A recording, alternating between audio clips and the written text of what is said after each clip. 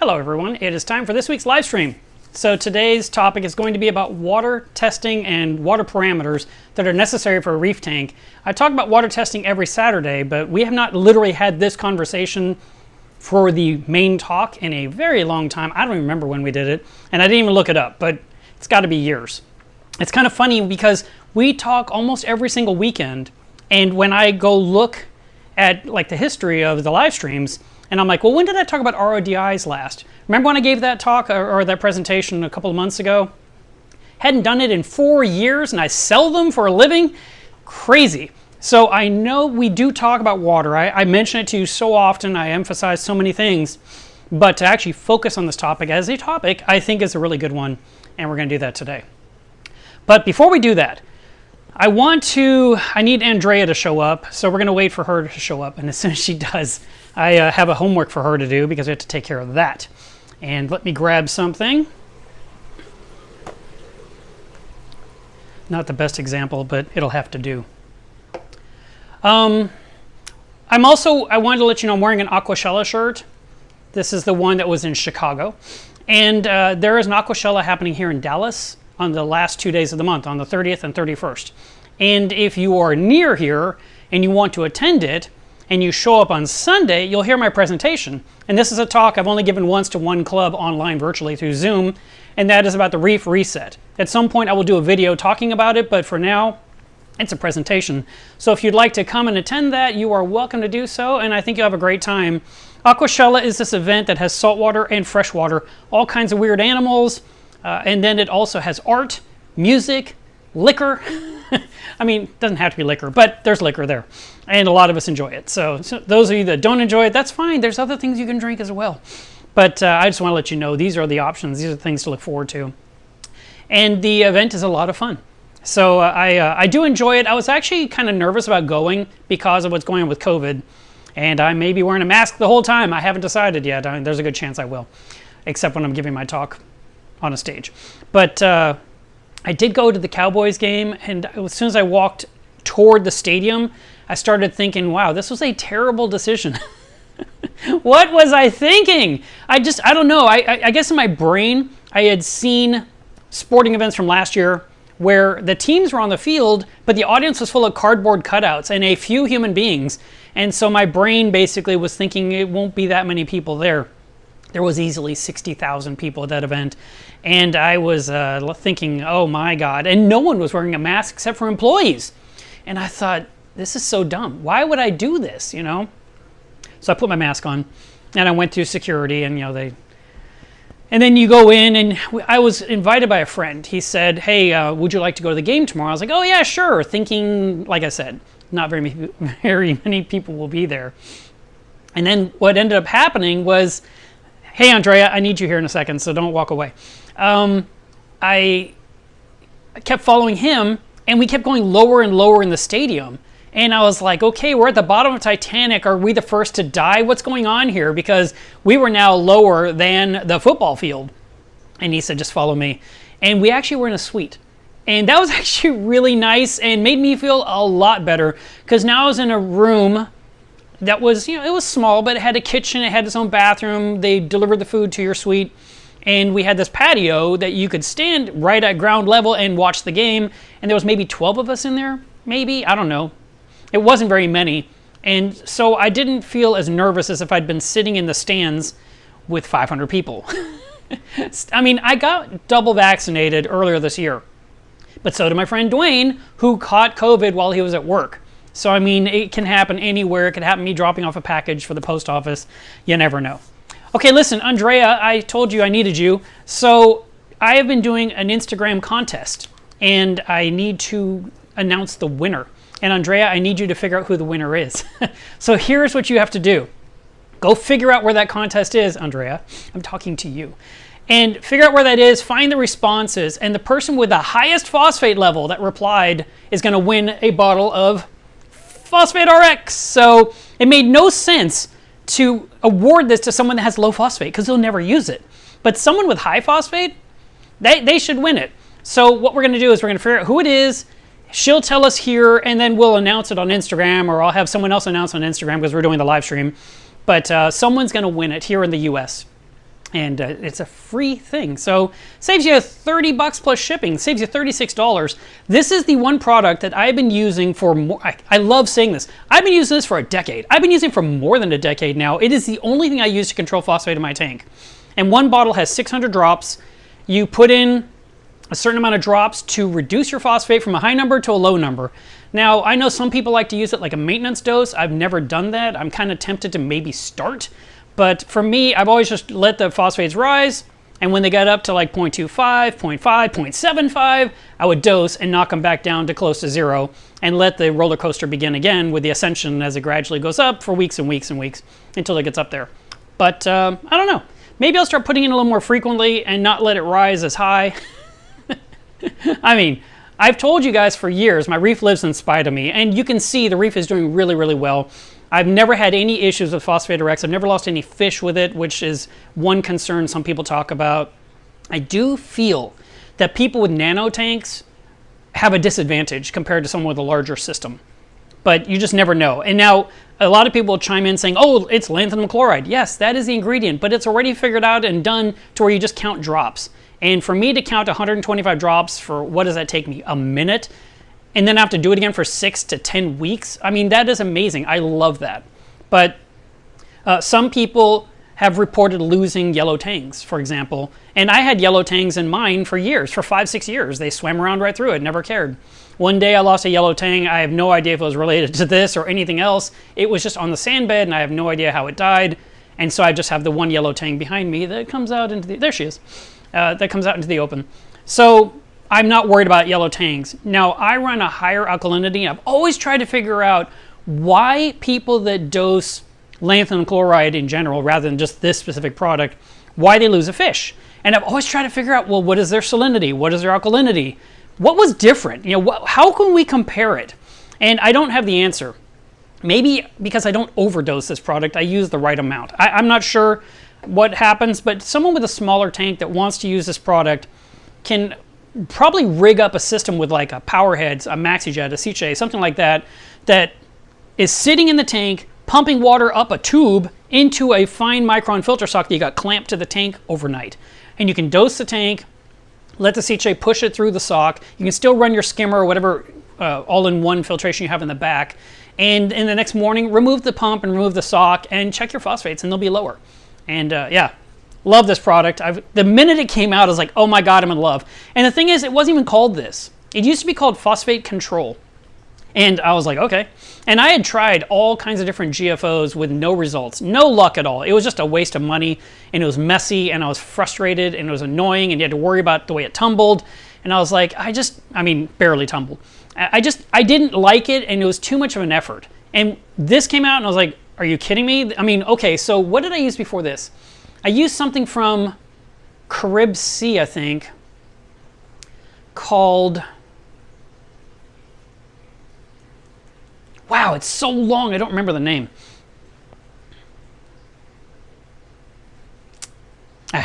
It'll come to me later. But that bottle, I needed a bottle and a half to do my 280-gallon reef, and I would put in a bottle and a half. I took a PVC pipe, you know, like a 1-inch pipe, and I held it at an angle into the sump, pointed to the intake of the return pump, and I just poured the bottle down the pipe. You know, here's the pipe, and then I'd get the other half a bottle and pour that in. The tank would turn milky white and or cloudy, and then the next day I had no phosphates. And I was like, this stuff is amazing. And I was buying it by the case. So I'd get like 12 bottles, which would probably take care of me for a year or two. And then this came out in drops. And I was like, oh my God, I love it. So it made total sense to do that as a giveaway because I've been using it so long and I trust it so much. And I recommend it to everyone. And I never, ever have doubts when I say to someone, do you want to try this? I'm just like, you should. And so someone's winning that bottle today. Let's see. All right. Thanks, Andrea. I appreciate you taking care of that for me. I talked about the Aqua Shella. I talked about the contest. I did want to do a very quick, boring unboxing. So I got a box from Italy. See, it's fragile. And we're going to see what's inside. I know what's inside. But what I wanted to say was I ordered it and I got it like instantly. I was like, it was here so fast. And it is my favorite thing in the world lately. Can you guess what it is? Can you guess? Can you guess? Can you guess? Here, I'll give you a hint. Look. Any guesses? You're thinking corals. No, you're wrong. Bubble wrap. No, you're wrong. Brown paper. Still wrong. I got potassium. Even Jack's excited. 2 potassiums. So,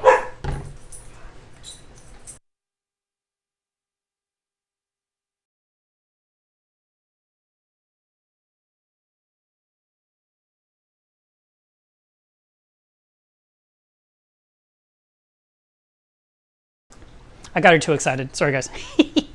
Anyway, I got 2 potassiums. So the plan for the potassium is to go ahead. Candy corn was a good guess. The plan for that product is to start dosing it a little bit every day. Maybe, I don't know, 50 milliliters a day. Because the last test, and I'm going to test today. Might as well talk about potassium, so we're talking about water testing. So this is my test kit from Fauna Marion. I put the K sticker on there so I know what's in the box, even though it's the only one that's this color. I just stuck it on there because K stands for potassium. And I went ahead and I tested last Saturday and it came out to 375. The target is 400 to 450. I'm going to shoot for 450. And so I needed more to dose to bring it up. Now, the kit itself is a little bit tedious. Inside you have the quick test card that I never use. And then you have the manual in multiple languages. And then you have all these bottles. So let's see, I'm going to put them in order for you. I actually have them in order here for me. So what you've got here, this is the standard. So you could actually test this and verify that the kit is working correctly. And then you have A, B, C, and D. You have 2 of these vials. And you have 3 different syringes that are 3 different colors. So there's the green one, then the middle one is black writing, and then the one right here is red writing. And you follow the instructions very, very carefully, and you take 1 milliliter of tank water to do your test. So you're not using much liquid to complete the test. And then you mix it up with what it says with the A, and you let it sit for, I think it's 5 or 7 minutes. And then after that, you add a couple of more, you add some drops from bottle number 2, which is B, and you wait 2 more minutes.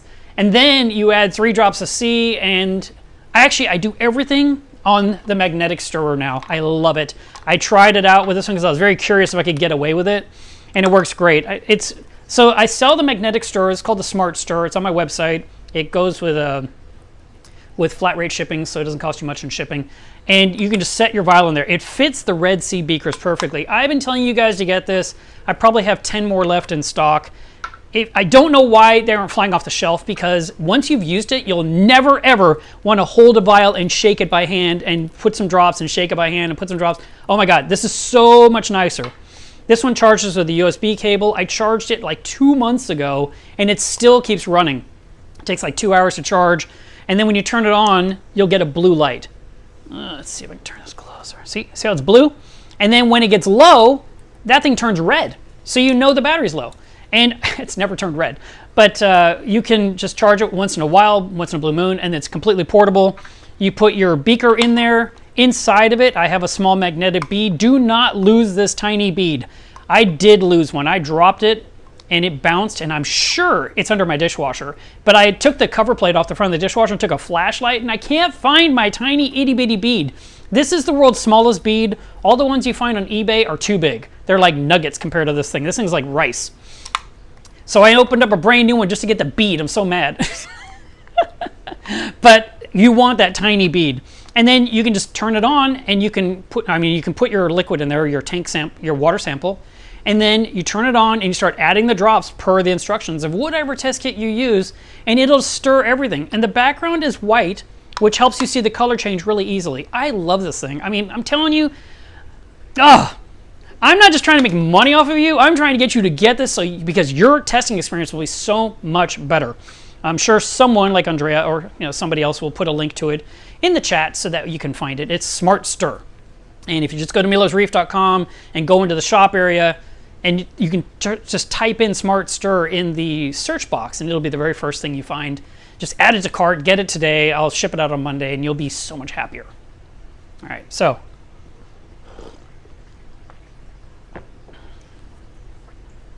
Someone says, can you use it with HANA? You mean with a HANA test kit? I don't know. I would think so. The bead itself is covered with a plastic, so it's not like raw metal sitting in the test kit.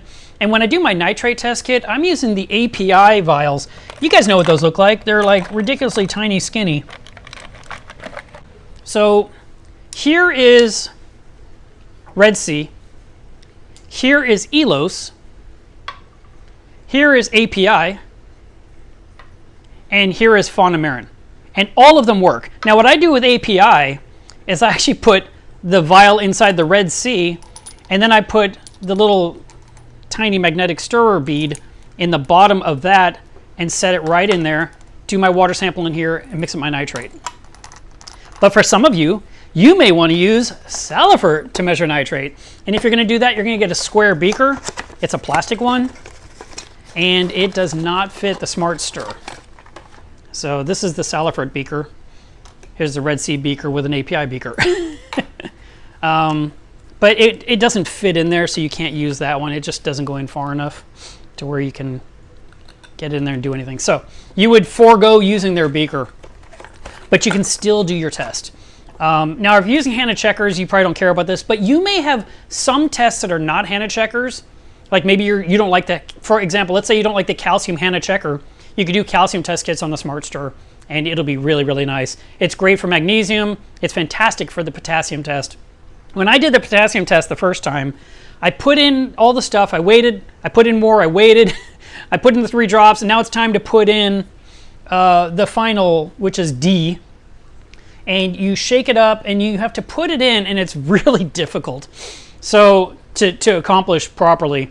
So they tell you to fill the syringe up all the way to the 1 milliliter mark, which is at the top of this beaker. And when you're doing, okay, so this is going to be something you need to verify with your test kit, because different kits do different things. But with this one specifically, and with Salifert, those are the 2 that come to mind. When you pull up the plunger, you draw liquid into the syringe itself. You want the bottom of the plunger, the bottom of the black piece, to be at the set point. So even though the liquid isn't at the set point, so let's say you need to fill this all the way to 1 milliliter, you wouldn't draw this up until 1 milliliter is of liquid. You just pull it up to 1 milliliter at the bottom of the plunger, and there'll be a tiny little air gap, maybe this big. That's okay, because you have liquid in the pointy part as well. That's not the syringe. So mathematically, it all works out. And every single time you do your tests, you do so. Now, with the potassium test kit, like I was mentioning, when you get this to 1 milliliter, you're supposed to then, now this syringe, this vial is going to be pretty much bright yellow. And you're supposed to add 3 tiny drops and then shake, and then 3 drops and shake. And the idea is to watch it go from yellow to pink. Very hard to just push and only get 3 drops. I try, oh, there's a little bit of liquid in here because I rinsed it. But you're trying to do, and you're trying to get 1, 2, 3, and it's okay. You can do 3 at a time. It tells you to in the instructions. Initially, you do 3 drops, 3 drops, 3 drops, 3 drops, pretty much till you get about halfway through. And then you're supposed to do 1 drop at a time. Sometimes when you're trying to do that with these type of syringes as you're pushing, it will push a little too hard, and it'll go, and you know more came out than you wanted. And that's really annoying when you're trying to do 3 drops and you're seeing it go a little squirt. And you're like, ugh. But you just keep going because you want to move forward with your life. But then when it comes down to 1 drop, way more important to get 1 drop at a time. And the last thing I want to tell you about this test kit is that when you see the color change, it'll turn to pink. Then you're supposed to continue adding 1 drop at a time until it becomes dark pink. And at one point, it won't get any darker. So you kind of have to keep your brain going when you're doing this. This is not a mindless task. You actually think what you're doing, and you add it, add it, add it. It has turned dark pink. You're like, okay, that seems like it's dark. And you add 1 more drop. Does it look any darker? No. Then it was the last drop is what you count. If it just got a little bit more dark, you can add another drop. But the idea is to figure out where it stops at, and then you'll see how much is left in this syringe. And you may be down to like 42 or something, and you go to your manual, There's a little graph in here, or a chart, and you would look on the chart at 42, and that says you're at 405 ppm. So that's the test kit I've been using. I've been told Salifert is easier. I have not ordered it yet, so I haven't tried it. But when it comes to potassium in a reef tank, it's actually way more important. I've been really harping on this for the last couple of months since what happened to my reef, whatever it was, almost 70 days ago. The potassium in my tank wasn't low, it was ridiculously low. Again, I told you it's supposed to be between 400 and 450. My tank was 200, and I lost a lot of corals because of the deficiency of potassium, and there were some other elements lacking as well. So I learned what was wrong. I dosed a whole bunch of potassium, and everything in the tank healed. So I literally know potassium was the cure and nothing else, because I didn't do anything else. You guys know what I did because you're watching the Reef Diary, and you get to see me talk about what I did that day. And all you see me do is one water change since that event, and I've been dosing bottles of potassium. The corals are getting prettier and prettier. I mean, this coral over here is ridiculous right now, the chalice. Mickey's ear is in the way. Let me turn this. So this one pretty much looks like my favorite chalice for some reason. And it's got gray edges, it's got brown, green, orange, even hints of blue. It's a really cool chalice, and I have two of them. There's one there, and there's one behind the Shadowcaster on the backside that I bumped yesterday when I was working on that Vortex project. This one chalice here is the last one to heal. In the video, you can see it's kind of white. It looks, actually the video makes it look like there's a lot of white, but there is about this much of it that's pure white still, and all the rest of it is either green or getting green. And I think in about 2 more weeks, maybe 3, that thing will look 100% recovered. This one here was bone white, and it's completely green again. This one here had turned brown, it's getting its blue back. This one here was like orange and red and green and doing the rainbow. And when corals do the rainbow, they're usually about to die. It's not normal for a coral to shift through a bunch of colors, and there's a good chance you're going to lose it. I've seen that happen in the past. This has come back to its kind of a pink look. I wish it was a lighter pink, a brighter pink. But again, I'm looking at it right now under streaming lighting, because that's what looks good on camera. That's not my normal lighting. Maybe it actually is the right color. It just looks a little off to me in person. The corals that survived, like up here, put my finger right in that spot. That right there, the top piece is a blue tort. And it was this tall, and all the bottom died, but the top stayed alive, so I haven't touched it. And it is healed, it's doing great, it looks excellent. I need to give it a haircut, save the top piece, get rid of the base. And the Shadowcaster has been putting out lots of brand new, you can see all these little tips popping out. You can see that even on this live stream right now. It's coming in nicely. And so there's a lot of excitement happening. Even the green slimer, that little V right there in the back, there. There's like 2 tips on both branches that want to branch out. And I know Dwayne tried to send me a really nice one, and it didn't make the shipment. I didn't survive. So I'm glad that I have those, and we'll just kind of move forward with that. Now, if you don't test for potassium right now, at the very least, you can let ICP test it for you. Now, the ICP test is a kit you mail in, and you get your results within a week. And that is something that, you know, a lot of hobbyists recommend you do it once or twice a year for some baseline information. But I always recommend you test your water every single Saturday. And so you need to have a whole bunch of test kits.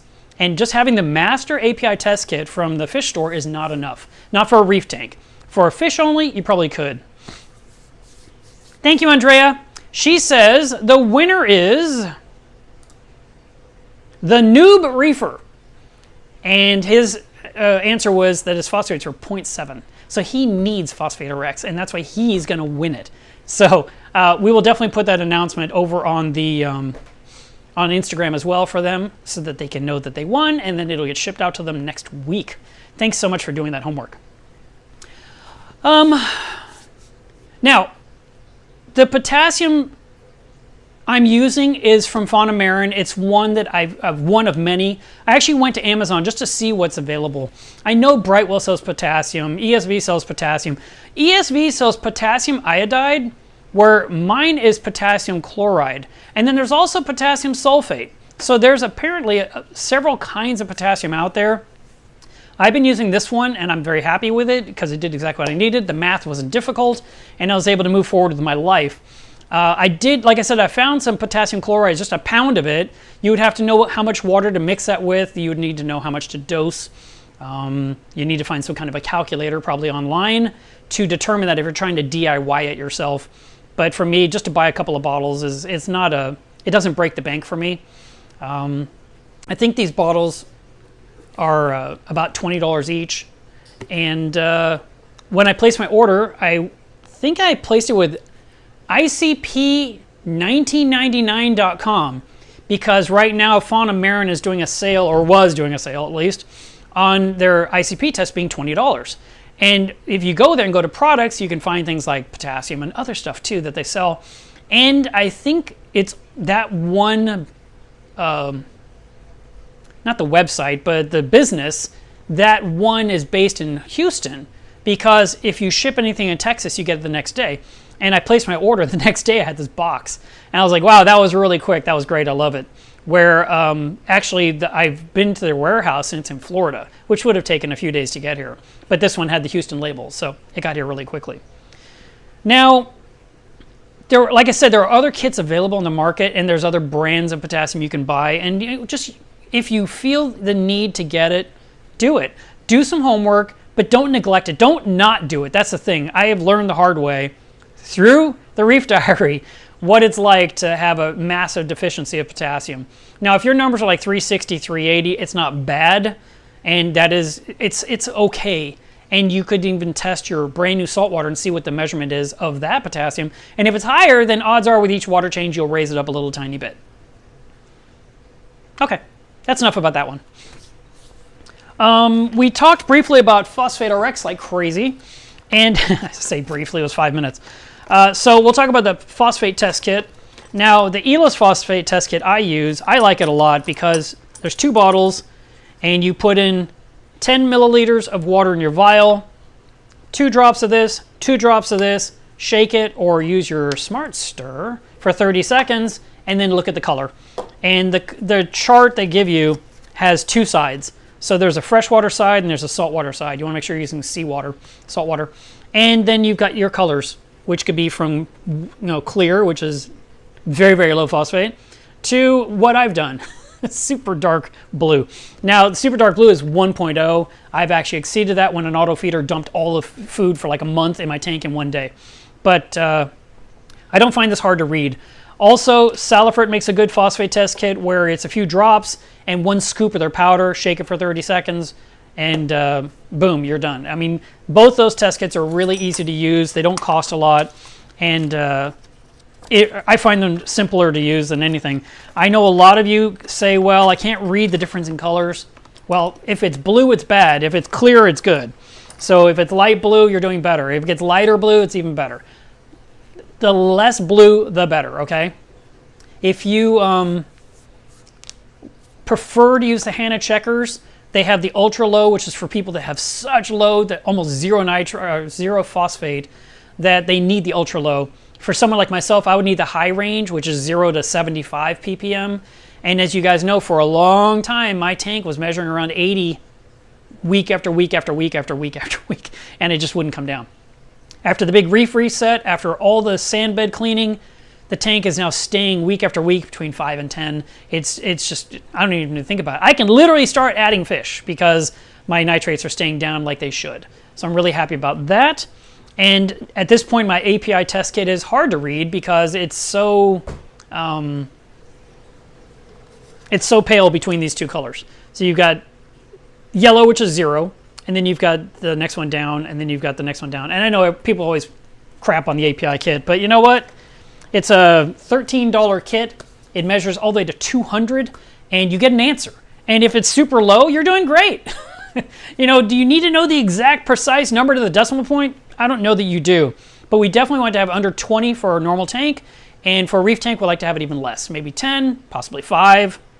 Some people shoot for 3, but when it gets too low in your tank, it actually hurts the system, and you start dealing with all kinds of issues like dinoflagellates, and that's one of the things people want to totally avoid, having breakout in their system, because it is the hardest one, it seems like, to get rid of. So we want to have some nitrate in the tank. Now, if you have a system and everything's right, you've tested all your parameters and you're feeding and there's a bio load, but you still have zero nitrate, you may need to dose some nitrate. So I sell a product called Neo Nitro, which is from Brightwell, and I sell it in the 250 milliliter bottle and the 500 milliliter bottle. And that way you can actually dose in a little bit of nitrate each day with a dosing pump, which I also sell. I sell all these things, but I don't sell everything.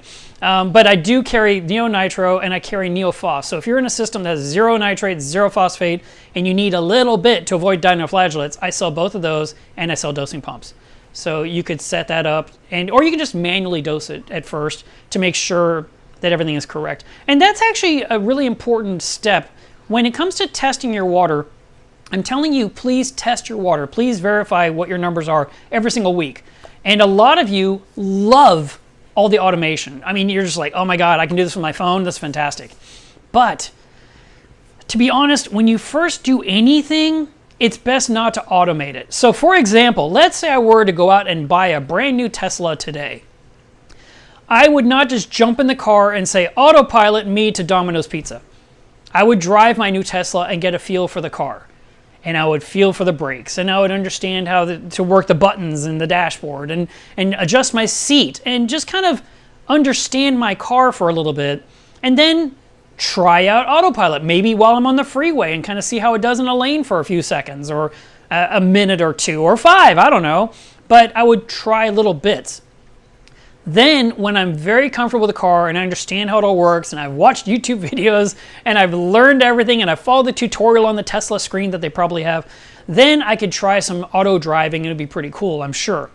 The same thing goes for dosing our tanks. If you measure an element and it's low, you can then find out what you need to replenish it with, like how much of something do you need to fix that one parameter, and then you can pour it in your tank manually.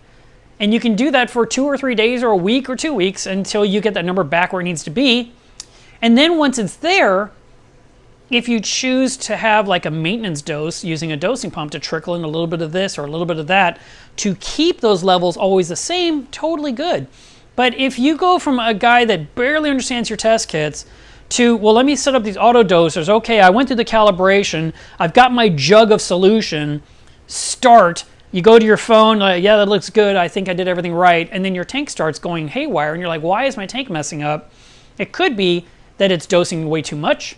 It could be that it's clogged and it's not dosing anything at all. It could be it's created a siphon and it's draining all the liquid into your system and really overdosing. There's so many things that can go wrong. So I always want you to know first what your tank needs manually, and then you can change your stuff to automated. So for example, let's say you were dosing alkalinity in your tank each day, and you determine you need 16 milliliters of liquid alkalinity in your tank daily.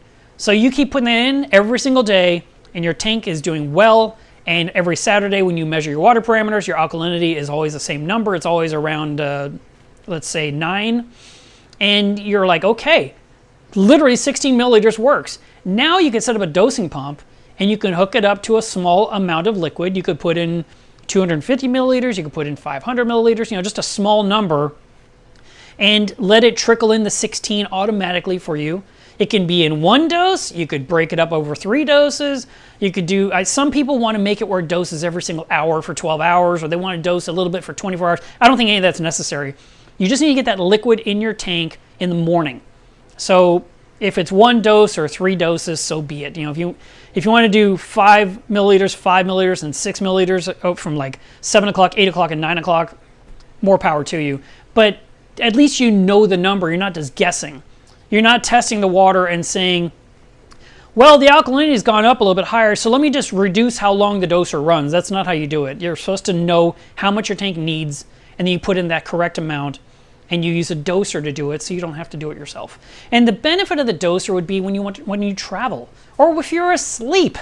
It can happen while you're asleep, and that way it just gets taken care of. But your job, of course, from time to time, probably monthly, you should check the calibration of the dosing pump to make sure it's still putting out the correct amount. So if you, I thought there might be one in here, but there's not.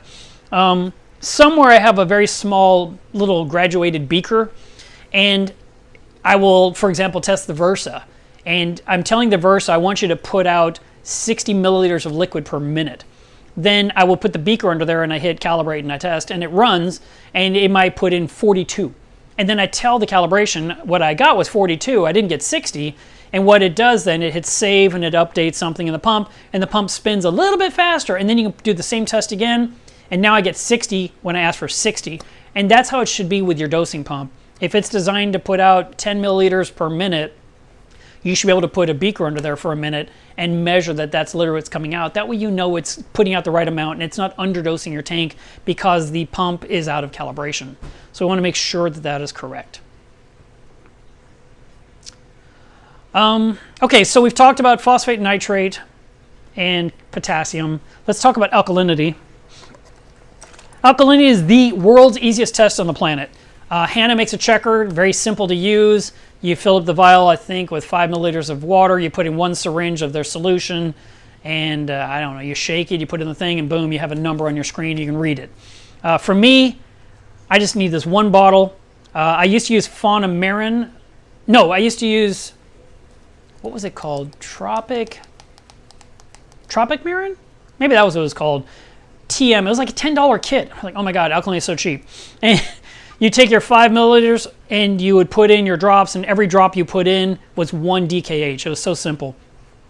Then they changed it to where if you put in, no, that kit was if you put in 2.5 milliliters of water in your beaker, every drop you put in was 1 DKH. If you doubled the volume and made it 5 milliliters of water, every drop was half a DKH.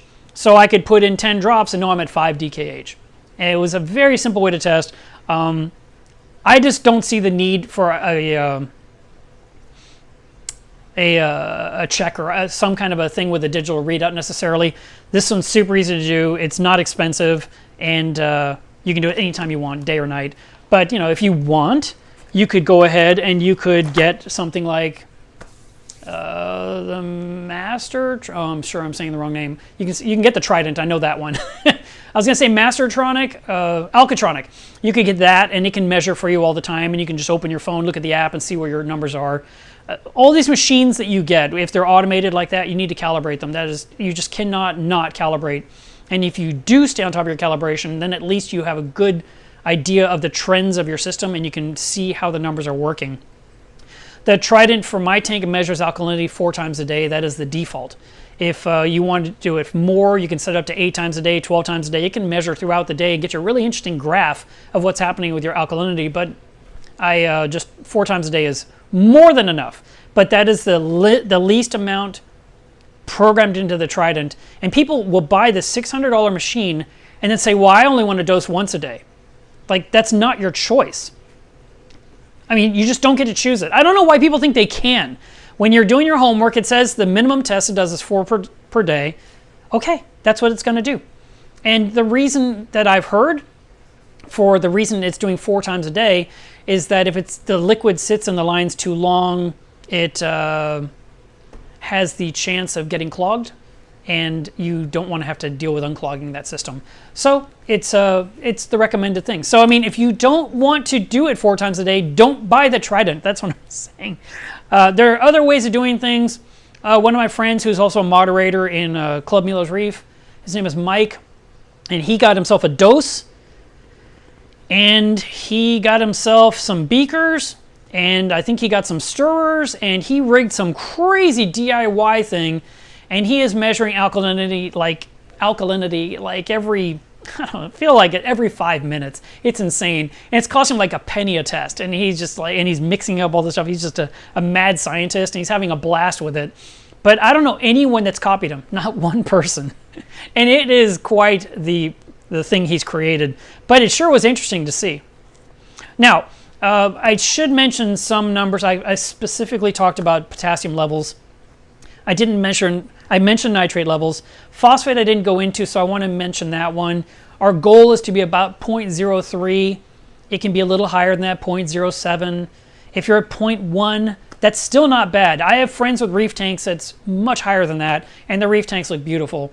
So if you want to have very low phosphate in the system, you can. But as I mentioned before, you don't want absolute 0. And sometimes you will see a person that has a tank that is filled with algae, and yet their test kit says they have no phosphate at all. And that's just a misleading or a false test is what that is. If you were to go in that tank and start ripping out handfuls of algae and then take a water sample literally after you finish doing that and measure it, I guarantee you're going to get some measurements on your test kit now, because it's all being, the saying is it's all being bound up in the algae. So if you have a tank full of algae, you have phosphate. Whether your test kit says you do or don't, doesn't matter. The proof is the algae. So if you're trying to eliminate algae from the system, you're going to need to lower your phosphate level. But like I said, if you don't know what it is, if it's coming back 0, how do you know what to use? That would be a problem. But I would go ahead and rip out as much as I could manually. I would test the tank like within 10 minutes of that, get my phosphate measurement, and then I would probably use Phosphate RX to go ahead and treat the system to lower it down back where it needs to be. And then in about 3 days, because you've knocked out the phosphate out of the system, you would be able to pull out the last of the algae that you missed, and you could add a cleanup crew that can devour the last of it that you couldn't reach. And that has always been my system. I mean, you guys are getting close-ups of my tank every single day now because I keep doing macro shots. And my rocks are not pristine. They're not perfect, but they're not covered in algae. So you'll see a hint of this or a hint of that, but there's no issues going on in my tank. So we've got those covered. Alkalinity. So that one that we just talked about, and the lack of being expensive makes it very, how do I say this sentence? It's so affordable for you not to do it is crazy. You definitely want to know your alkalinity if you're trying to keep corals. Whether it's LPS, SPS, chalices, acans, I know these are all in the LPS family. But I mean, if you're trying to keep any of those corals, you definitely need to know your alkalinity.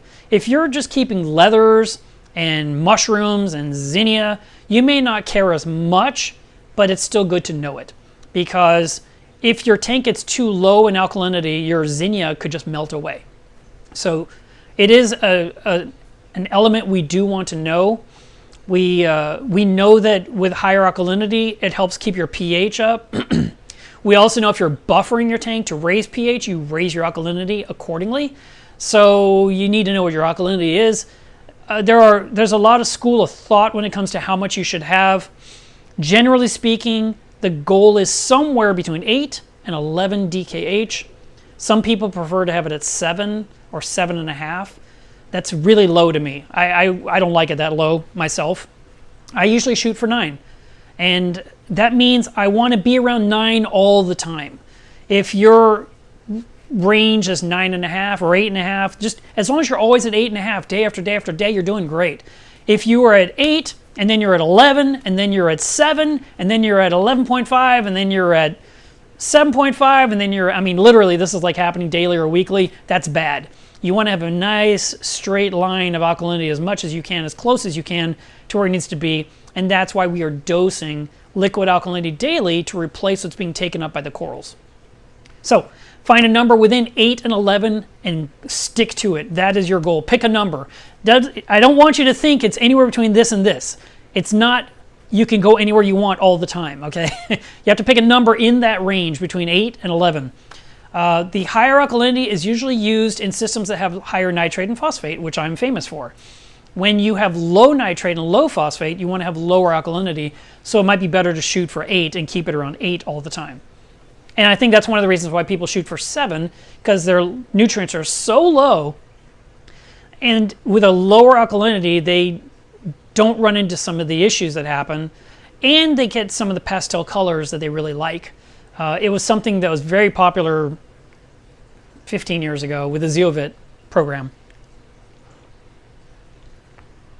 All right, we will go from alkalinity to calcium. The calcium test kit I use is ELOS as well, and it has 4 bottles in there and a little tiny spoon. And I'm going to mention this specifically because there's something in here that's just a little bit misleading, and if you don't catch it, you could be making a mistake. So whatever kit you're using, they usually have an instruction card inside that show you how to do it. And so here we've got our infographic that shows us how to do the test, and it explains how to read the numbers on the back. And it comes with 4 bottles, like I said. You got A, you got B, C is your powder with your little tiny spoon, and then D. Now, I'm sorry, I said it in the wrong order. It's A, and then powder is B, C is your drops, and then D is your micro drops. Now, this spoon and this infographic do not agree with each other. And that's important, because if you're looking at this, and I'm going to try and put this in closer, and hopefully it'll focus. Let's see. Well, it's not really focusing. Hang on, I have an idea. Let me try this. Hey, it focused. All right, so if you look in... Nope. You look at this spot right here where I'm pointing down. Right there. Sorry, right there. That's the spoon that they show. And it looks like the big end is the part you use to put the powder in, which would be this big scoop. But you're supposed to use this little tiny one. So on the infographic, it tells you to use 0.15 ml, which if you look on the tiny spoon, it says 0.15 ml right there. The other side says 0.4 ml. But the drawing makes it look like you're supposed to use this. So if you're just looking at the cartoon, you're like, oh, I'll just do what the cartoon says, you're messing up. So you want to make sure you're using, and unfortunately that was a mistake in the drawing, and I noticed this years ago, and so I'm just bringing it to your attention in case you're not aware. You put in, with this one here, the test is pretty simple. With 5 milliliters of tank water, you put in 7 drops, you add the powder, you let the smart stirrer shake it up for you, and then you would put in, each drop you put in of the bottle C is 50 ppm calcium. So if you put in 8 drops, that's 400. And then the micro drops, like I said, each one of these drops is 10 ppm. So if you were at 400 and it wasn't quite blue, it was blue with a little hint of purple, you add 3 more drops to make it turn pure blue, then your number would be 430 ppm. Our goal for calcium levels in a tank, no matter what test kit you use, is 375 to 450 ppm. So if your tank is anywhere in that range, you're okay. If you want to bring it up a little bit, you can. It doesn't rise and fall like alkalinity does. So you can put in, historically my tank always measures 400 ppm calcium. Always, always, always. And I don't even think I have any jars of anything I could use to raise my calcium if I wanted to. I do sell some products that you can DIY to mix up. I guess I could do that. But I don't have anything like from Fritz or Brightwell, whatever, that I could just quickly add to my tank to bring up my number if there was a need. But in my system, I'm not dosing alkaline and calcium anyway. I am dosing with a thing called a calcium reactor. And I talk about this reactor kind of often. A lot of people use them. They used to be the thing. If your tank was like 90 gallons or bigger, you bought a calcium reactor. And now there's people with 1,000-gallon systems that use dosing pumps, and I'm just like blown away that they're mixing up 5 gallons of alkalinity at a time and 5 gallons of calcium and 3 gallons of magnesium, and they just have this doser pumps, or 3 pumps set up just to literally add those to the tank instead of having a calcium reactor that just takes care of 2 of those. But a calcium reactor is a very nice, steady way of maintaining alkalinity and calcium in your system 24 hours a day, 5-6 months in a row without having to really touch it. And the only thing that you have to do is make sure it keeps running. So you just have to look at it, and if it's running, you're fine. And we do that anyway. We look at our tank. Are the lights on? Good. We look at the thermometer. Is the tank the right temperature? Good. So we want to make sure that the calcium reactor is literally doing the same job every single day. We want to see the media slowly being eroded away to where it gets shorter and shorter in the body as it's being used up over months. And that was something I didn't expect. When I bought my calcium reactor back in 2004, I filled it up with that media. I used ARM from Carib C, and still trying to think of that name of that product. Anyway, I put in the media, and then I think I read online, like, how long is it going to last? And somebody said 6 months. And I was like, that's it? Are you kidding me? I thought I'd set it up and be good for a year. But in my system, typically, I have to put new media in my calcium reactor pretty much every 5 months. And right now I'm not burning through very much at all because all my corals are frags, except for the bigger stuff. But I have a lot of little frags. They're not really utilizing it like a full-blown reef full of huge staghorn acropora. But there are some people that will have. I remember this one guy. I think he was on the East Coast. He had 2 calcium reactors hooked up. I was like, wow, I didn't even know you could even do that. I didn't think it was even possible to exceed what a calcium reactor could do. And he says, Mike, I couldn't keep up. So I put a second one on there, and he had a massive SPS reef. It was gorgeous. And his fish room was really impressive with 2 calcium reactors and a huge skimmer from probably Bubble King and you know, all the other gear that they used back then. Now, the next one we want to measure is magnesium. And again, I use Elos. There are different choices. You could use Salifert as well. Some people like Nios. I absolutely had zero luck using the Red Sea Magnesium test kit when I did my reviews of it a long time ago. I watched their videos on how to do the test, and I literally could not get repeatable or reliable results. Now, when you're measuring magnesium, this kit is exactly the same as calcium is. It's got the 4 bottles and the spoon. And the same thing with the drawing of the spoon being wrong. But you've got your infographic again showing you how to do it. And you've got your different elements. Now this test is a little different. You'll put in, I'm just going to show you. You use your Red Sea beaker if you like. That's what I do. And you put in 3 milliliters of tank water. And then you put in a ton of drops in here until it turns green. Usually I use between 32 and 34 drops of this till it turns green, and that's it. Now I know my number is 34. I dump this out, I put in more water, I put the bead back in here, I put in 3 milliliters of tank water, and then I would put in drops of B and some of the powder and let it stir for a few seconds, and then I start counting in the drops here with the D bottle, and it wants to switch from green to kind of a light pink. You can see right here. Or no, I'm sorry, it's light pink and you want to go to the blue. Let's see if Jack's gonna be good for us.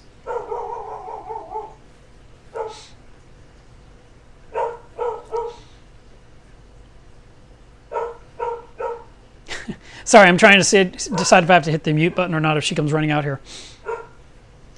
I might need to close that door. Anyway,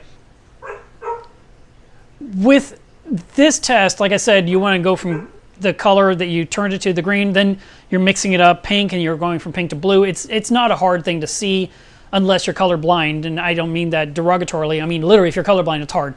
But for anyone else, the test is easy to read, and when you do the 1, 2, 3, 4, 5 drops, whatever you need of the D bottle, what'll happen is it will switch to blue however many drops that took. Like let's say my first number was 34 and I put in 5 drops of D and it brings it down to 29. Well, that means my magnesium level in my tank is 1450. So it's a really easy thing for me to use. I've been using it for years. I love this test. And now one person that caught my eye, they said, you know, is there a way to test wrongly, or is there, you know, is magnesium really that important? Magnesium is important. Bare minimum, you want 1280 ppm. A lot of people shoot for 1300. Myself, I shoot for 1400 ppm. I like a higher magnesium. Montepora love a higher magnesium, and so I try to keep my system at 1400. I literally dose a gallon, I guess, of magnesium per month into my system with a dosing pump. And it maintains that number, and I never have to really worry about it. I just verify it. Now, the one thing you need to know about testing magnesium that maybe you're not aware of is that it's really easy to get it wrong. and what I mean is, you could test it, and it seems like, oh my God, I'm down 100 ppm. That's huge. It's never gone down that much. But then if you test it again, it's up 100.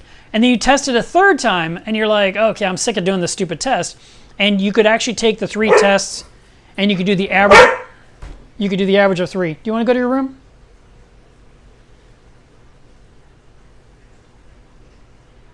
Can't bark right now. I'm gonna let her go outside.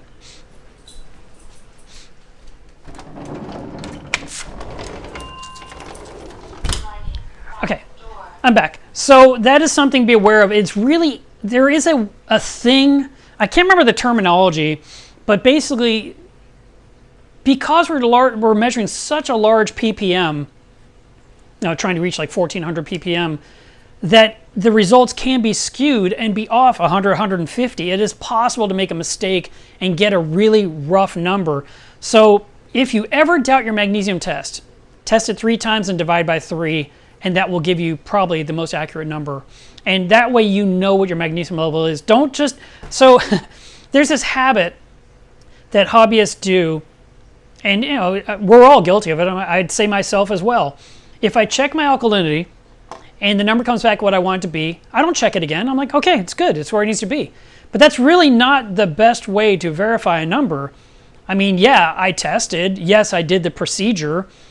But was it accurate, or did I just get lucky to happen to see a number I wanted to see? So if you ever have a doubt about any test, it's best to do 3 tests and divide by 3. And most people are not going to do that. But certain tests you may need to. And there are sometimes like you're measuring something and the number's so crazy high because you haven't tested in weeks or months that you get this ridiculous result and you're like, oh my God, how could this be? And you test again to see if somehow you made a mistake. And I remember years ago, my tank was crazy high alkalinity. It came back at 22 DKH. And I'm just looking at the vial and I'm thinking, what? That's not even possible. And so I looked at the reef. I'm looking at the fish. Everything's swimming right side up. I'm looking at the corals.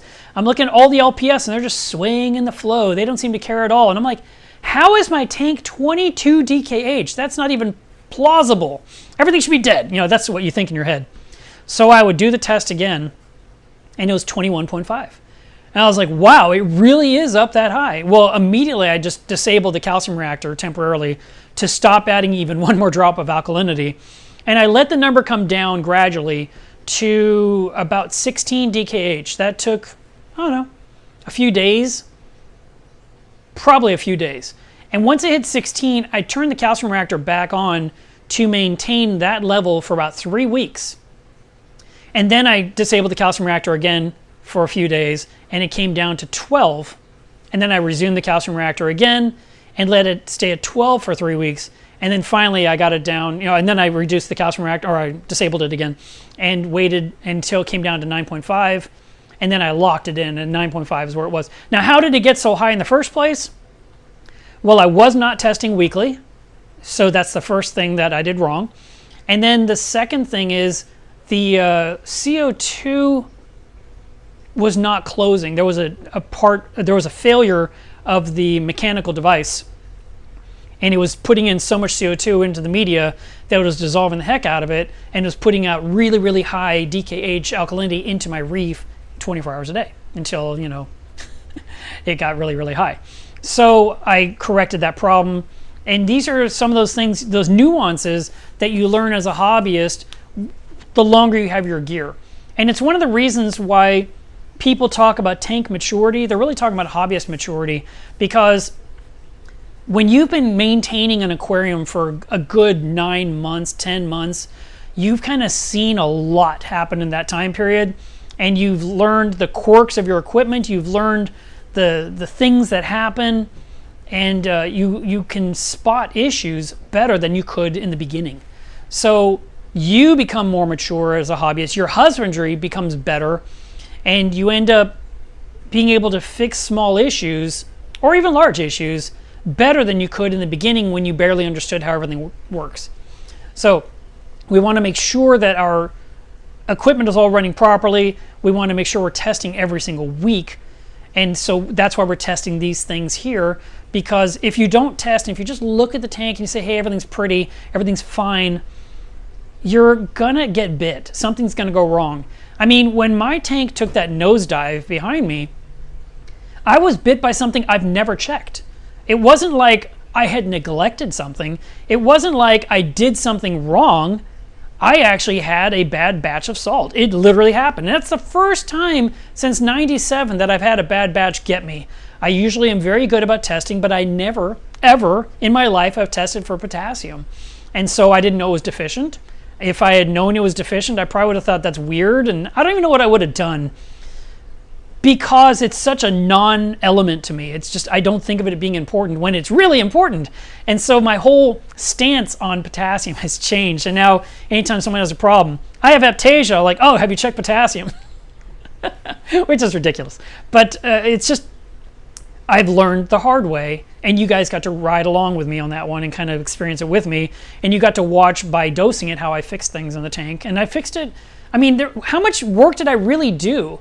Since day 17, I mean, last night was, I think, day 86. So yeah, about 70 days ago, I had done a huge 200-gallon water change, and the next day my tank just started to melt down, and I was like, what is happening?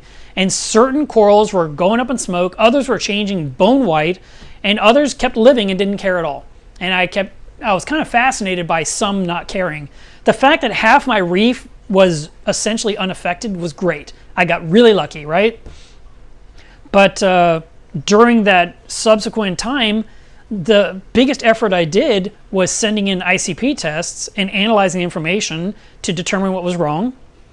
And then I did one corrective water change with a new batch of salt that was tested with ICP and was good, and so I knew I could trust it.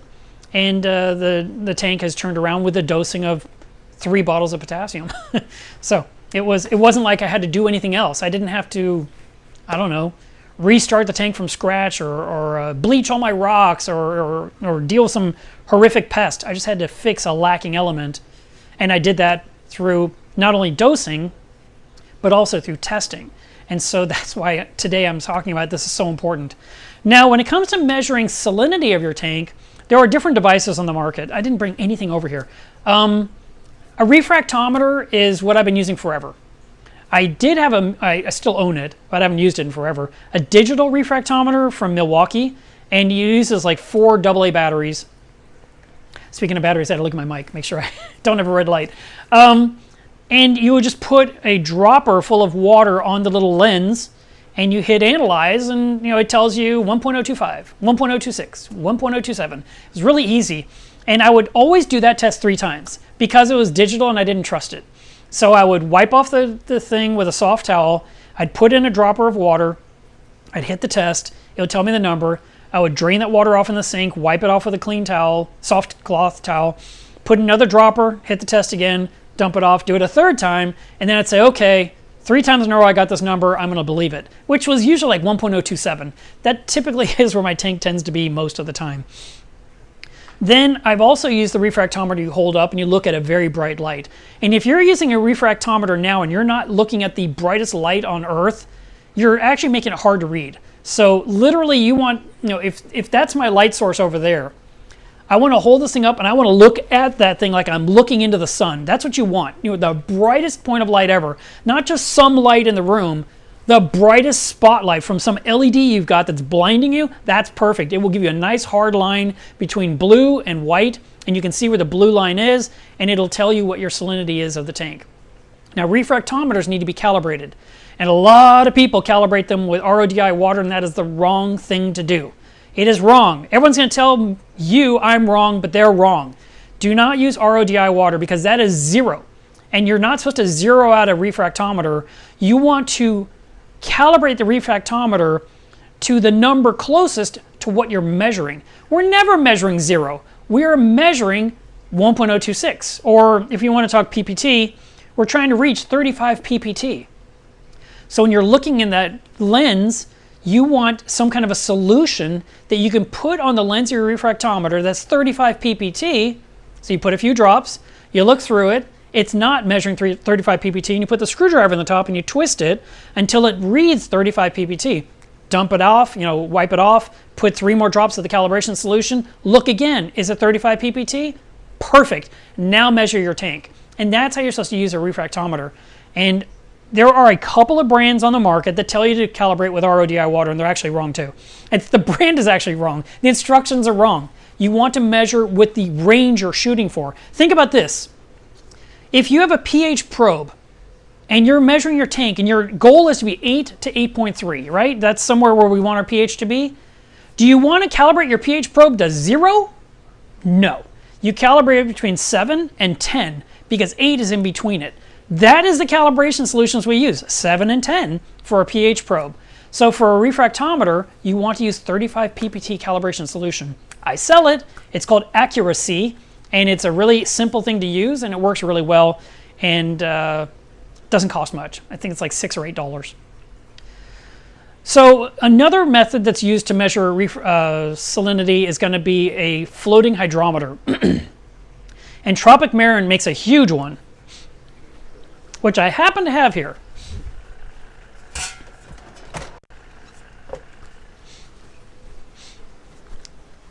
Let me let Jack in.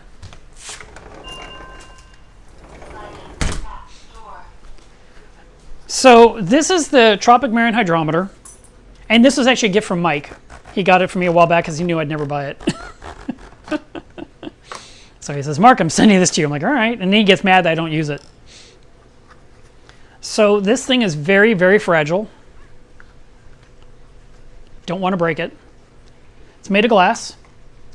It's not even clean. I can see the water spots from last time. So you want to clean this, make sure it's completely clean. And then you're going to put this in your body of water, and it's going to bob up and down, and it's going to settle, and the meniscus is going to be at one of these numbers on the scale. That's going to tell you the number it measures of the specific gravity of your water. And then you're supposed to take a chart, and you want to look at the tank temperature, the water, the temperature itself that was measured, and then adjust for that to determine the true salinity of your tank. So this is very old school. This is very precise. This is the kind of thing you would do in a scientific lab. So for me to measure this, I can't put it in my reef tank because the flow will just blow it all over the place. It won't just stay. So I made a thing a couple of years ago with a spare piece of tubing. It looks like a bong. It's not a bong. It's just a tube. I'd fill it up with water up to the rubber band, and then I could lower this in there gently, and it would go up and down, and it would tell me what my salinity was in the tank. So this thing needs to be given a bath. This needs to be given a bath. I will try it out today and give you guys some numbers on that tonight in the Reef Diary. I'm going to put this back in here. Now, one of the number one rules of one of these things, do not put it down on the counter because it will roll off the counter and it will hit the floor and shatter into a million pieces. So, or at least two. So we want to make sure that we protect this. Always put it somewhere safe.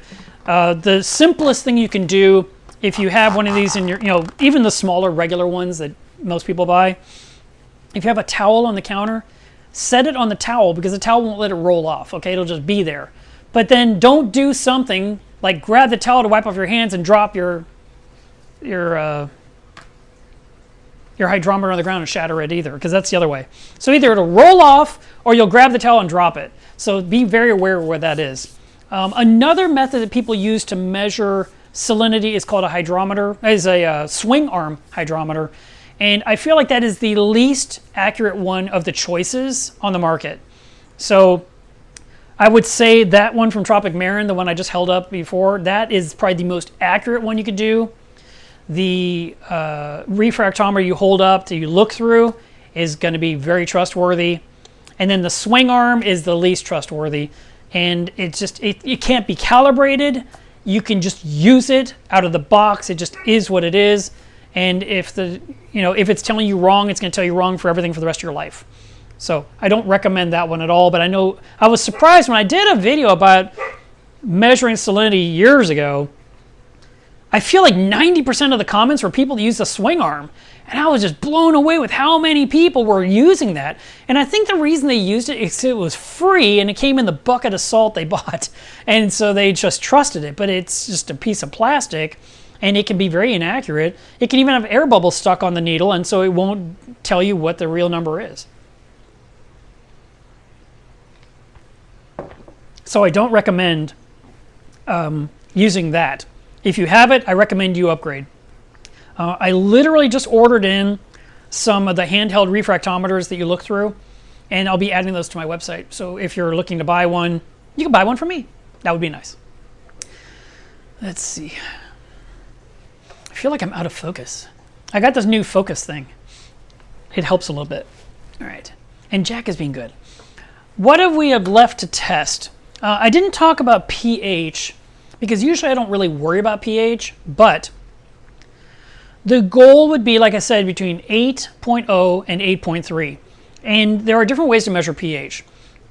I don't like test kits for pH. I definitely don't like test strips. They're just, when you buy a package of test strips, you might get like 25 in a jar, and it says on the instructions, open the cap, take out the strip, and close the cap immediately. And I always thought that was an interesting thing. Why does it say to close it so quickly? Because you're thinking, well, they're just worried you're going to get water in there and ruin all the rest of the strips maybe. No, every time you open the jar, the oxygen that gets in there deteriorates the test strips pad. And so you will start to get inaccurate numbers with the remaining test strips, the ones at the end of the bottle. So I'm not a big fan of test strips at all. I don't recommend them. I really like a pH meter more than a pH probe.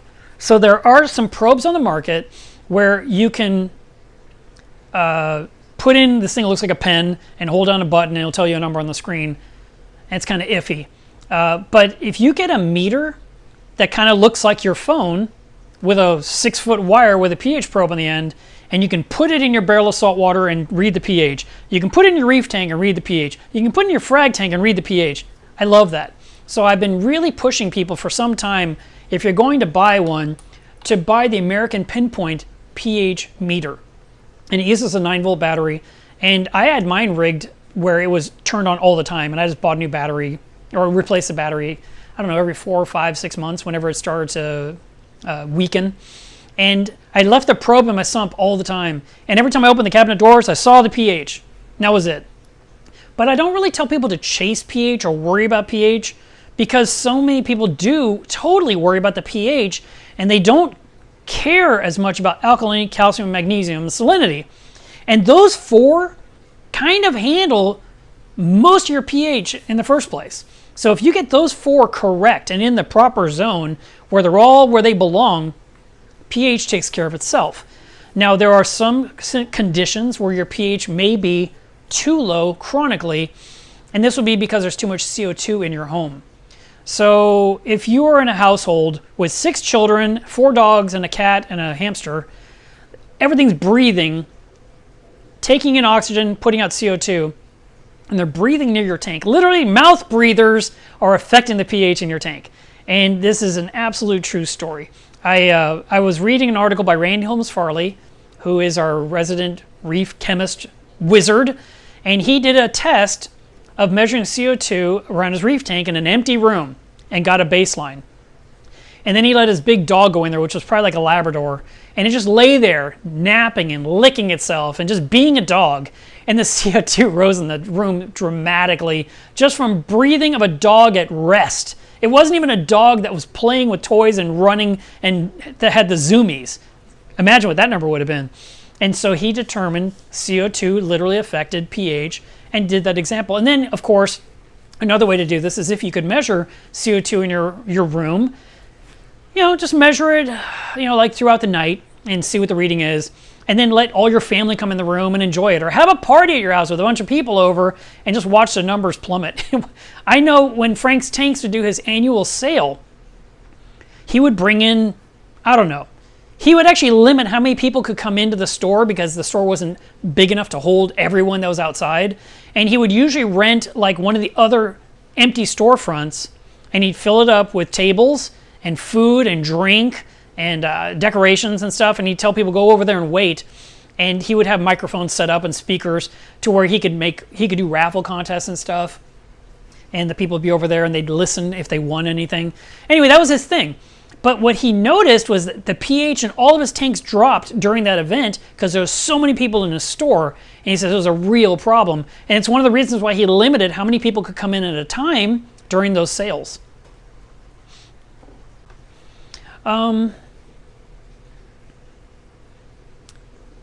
So can you buffer up pH to bring it up where it needs to be? Yes.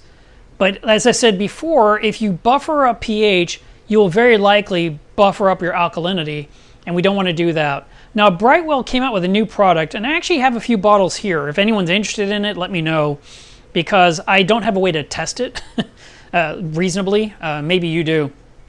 But it's supposed to raise your pH without affecting the other elements, which is very interesting. And I think it's called pH Boost Plus or something like that. And it's something that they cooked up within the last year, so it's a new product to the market. And like I said, I got a few bottles, but I don't know. Maybe I should just pour it in the 400 gallon and see what happens, right? No, I'm kidding. But if some of you are dealing with chronically low pH, I don't. My tank tends to be between 8 and 8.2 every single day. And if I didn't have the calcium reactor, my tank would be 8.2 to 8.4 every single day. My calcium reactor literally lowers my pH of my tank by 0.2.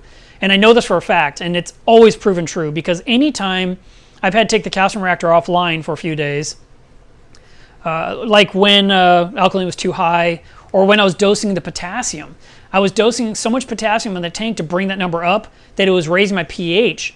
And so I had to stop the calcium, and it was raising alkalinity. I had to stop the calcium reactor entirely for like 5-6 days in a row.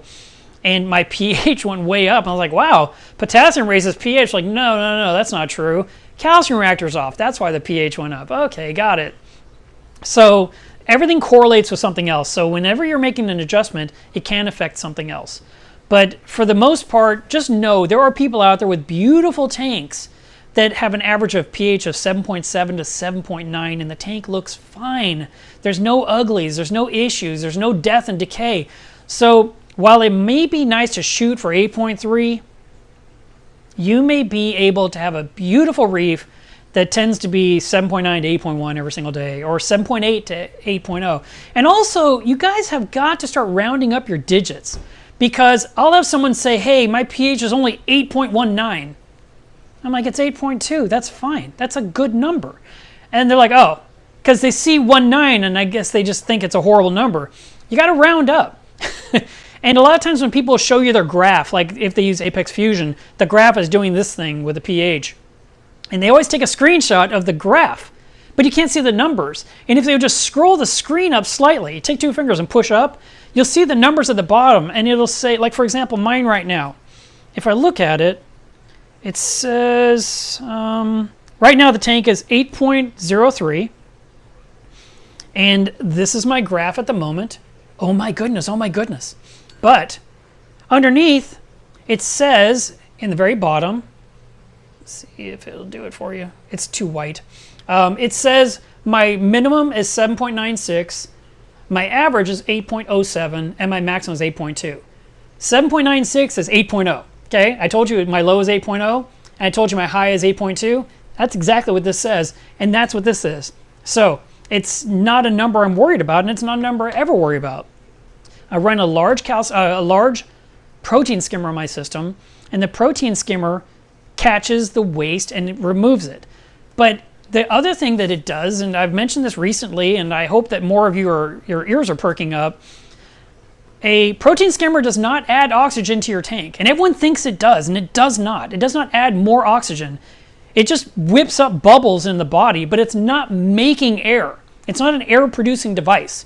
What it's doing, making those bubbles, is it's forcing CO2 out of your tank. So it's pushing it out. And so when people will run a line of fresh air from outside in, they're bringing in fresh air that has no CO2, and it helps bring the pH up of their tank. And they're sending that fresh air through the protein skimmer because the protein skimmer has a vacuum. It's sucking in air, so it might as well suck in air from outside. And so they'll bring in fresh air and pump it through the body of the skimmer. The skimmer's pushing off the CO2. The air coming in is low CO2. It's all good, and it helps bring up your pH a little higher in the tank. I did for a few years on my old reef, my 280-gallon reef, I ran 2 tubes, 1/4-inch RODI tubing, through the attic, out the eave, and I went ahead and I ran the tubing to the connection tubes of the Eheim pumps that are on my Euroreef skimmer, and it sucked in fresh air. And all it did was not let my pH get too low. But the other thing you have to keep in mind, it's very important to be aware of what's happening with, if you run airline tubes out of your house, like to the eaves of your, the outside edge of your house, is that you don't have someone like spraying insecticide on your property and sending that insecticide through the tubing and into your protein skimmer and into your reef. So you want to be aware of things being used in your area. If, for example, let's say there's brush fires in your area, that might be a really good time to disconnect your tubing going outside and just use the air inside the house that's more sealed to not bring in all the emissions from the fires that are happening in your general vicinity. Sometimes we have to rely on the air inside our own homes. I know Andrea the other day was giving me a hard time saying how I hate fresh air, I hate change, I mean, all the things I hate. And I really don't ever open windows or doors except to go through them. I don't I don't leave them open for the sake of opening them. I don't like fresh air coming in here and changing things. I don't like humidity changing. I like everything locked in. But with the new building going up and work happening out there, who knows? I might allow some fresh air in the house for a change because I won't have to worry about what's happening to the acrylic work I do here in this room. We'll see. Another thing that matters when it comes to water testing, and it's not really a test, but it is good to keep track of, and that's your water temperature. So whenever you are measuring your tanks, everything, you should take a note of the temperature of the tank. Now, what I really like to do is recommend you pick a day and time that you're going to do your tests. So if you are testing every Saturday at 2 o'clock when the live stream starts, and you could look at your whatever you're taking notes in, either you're using the Reef Trace app to save your results, you've got a log book, like a literal binder you write in, you have a spreadsheet on your tablet or on your computer, and you put in all your parameters. You could then look and see what the temperature of your tank is week after week after week at the exact same time. That's useful. It's good information to know. It's nice to know what the temperature of your tank is at the peak of the day, at the hottest part of the day. And also to know what the lowest your temperature is at during the middle of the night. Because if your house gets really cool at night and you're only warming up your bedroom, for example, then your tank may be sitting in colder air and the tank's actually getting really cold. And then you're wondering, why are my corals growing? What is happening? And it's because the main furnace is turned on or off or whatever. It's disabled because you're only using energy in the room you're in. This not only pertains to people that maybe it's a teenager with an aquarium that's keeping their reef in their family's house and the dad is really adamant about controlling the thermostat, but it also deals with people that have the Nest thermostat that senses no activity, so it allows the temperature of the house to get cooler at night because there's no one walking around. And then, when you start walking around, it triggers to turn things up or turn things down, whatever it is. But the fact is, the automation may actually be affecting your tank. So you need to know how your tank is doing. Now, if you have a controller, whether it's the one from CoralView or the one from Neptune Systems, these are the two that come to mind. There's also GHL, that's another controller out there on the market. You can look at the graphs and you can actually see what your temperatures are and see how your tank is doing during the night, during the daytime, all week long, all month long, or even for the last year. I mean, that's the nice thing about a controller. It lets you double check all your data and see how things are going. And I remember, I think it was earlier this year, when I was doing something and the tank temperature wasn't right, and I was like, that's weird. And then I realized some of my heaters weren't working, and I went into Apex Fusion and kept going back week after week after week until I could determine when the heaters failed. And it's like, it wasn't this year, it was a year ago.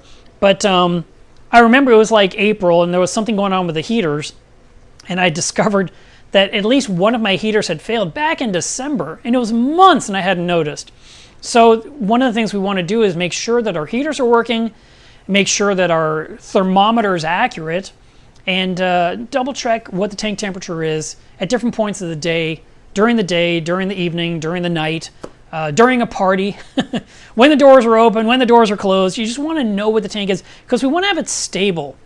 And in Reef Trace, there is the range of temperatures that are commonly known for corals to stay alive. And let me see if I can find it right quick. I had to go look for it the other day and I was like, where is it? So, okay. So it says in here, see, I don't even like this. I hate when I find something I don't agree with. It is saying that the average temperature of natural seawater, and this is in some part of the world. I don't know if this is the Red Sea, I don't know if it's Indian Ocean, I don't know if it's Fiji, I don't know if it's Indonesia, but it says here in the app that the temperature ranges between 83 and 86, or which is 28 and 30 Celsius. I don't think the average temperatures are that high in the ocean all the time, but I'll double check, and if we have to update the app, we will. But in here now, it shows under Miele recommendations, because I'm a partner in that app, that I recommend between 78 and 84. Now, I told them to change that and make it 78 to 81, because there are some systems that do better like 76 or 77. But the typical range for most happy little reefs is between 77 and 79 or 78 and 80.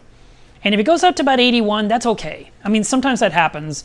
The temperature in the room gets a little too warm and the tank warms up a little bit. But as it gets higher and higher up to 85, once it hits 85, the oxygen level in the tank drops dramatically and your fish can start dying. So it's really important to not let our tanks ever get that hot. So I'm not recommending that you keep a tank that runs from 78 to 84 daily. That is not what that is meant. The window I'm recommending is 78 to 81. If it's a little lower, it's a little bit higher, that's okay. But kind of be in the middle of the 78 to 81 is what I recommend.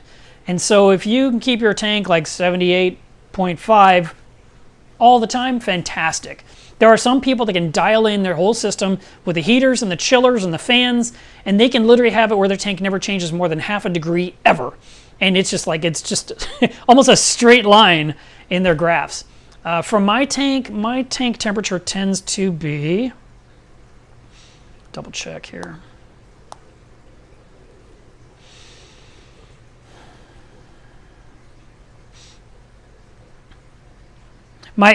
So my range, my minimum is 77.3, and my maximum is 78.6, and my average is 77.98. So I'm basically right at 78 as my average.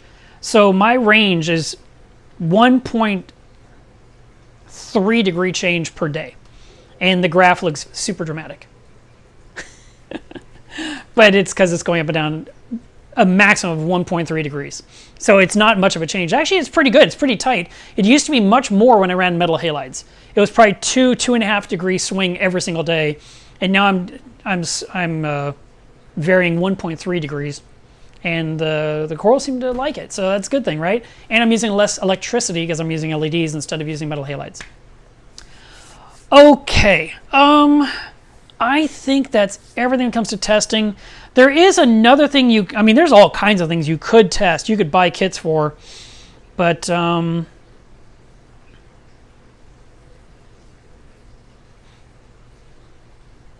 for example, I've never found a kit that I trusted that measured iodine. And there are test kits for iron. There's tests for copper.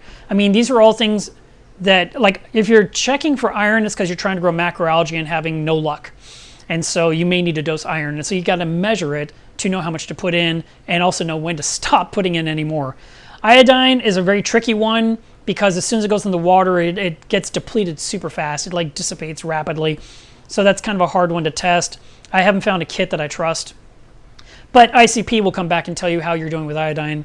And the simple rule of thumb is to buy Lugel's solution, which is a concentrate, and you put in 1 drop per 50 gallons. So if you have a tank that's like a 30-gallon tank, you can't even put in a drop of Lugel's solution. It's too much. You'd actually have to dilute it. You're going to have to cut a drop in half. That's what you're going to have to do. I'm sure there's a way to do it. I've just not had to do it. But we would only put in what the tank needs, and we don't want to exceed it. Too much iodine can make your fish gasp. It can make your eyes pop out of your head as you're freaking out because there's nothing you can do fast enough to fix it if you overdose iodine. So that one you have to be careful with. Copper, when we're measuring for that, we would be doing that with a hospital tank because you're treating sick fish and you need to know the copper level. Ammonia is another test kit that is good to have, especially when things are going wrong in your tank. You want to see if the ammonia has risen. You would use it in a system you're cycling. You'd use it in a hospital tank again.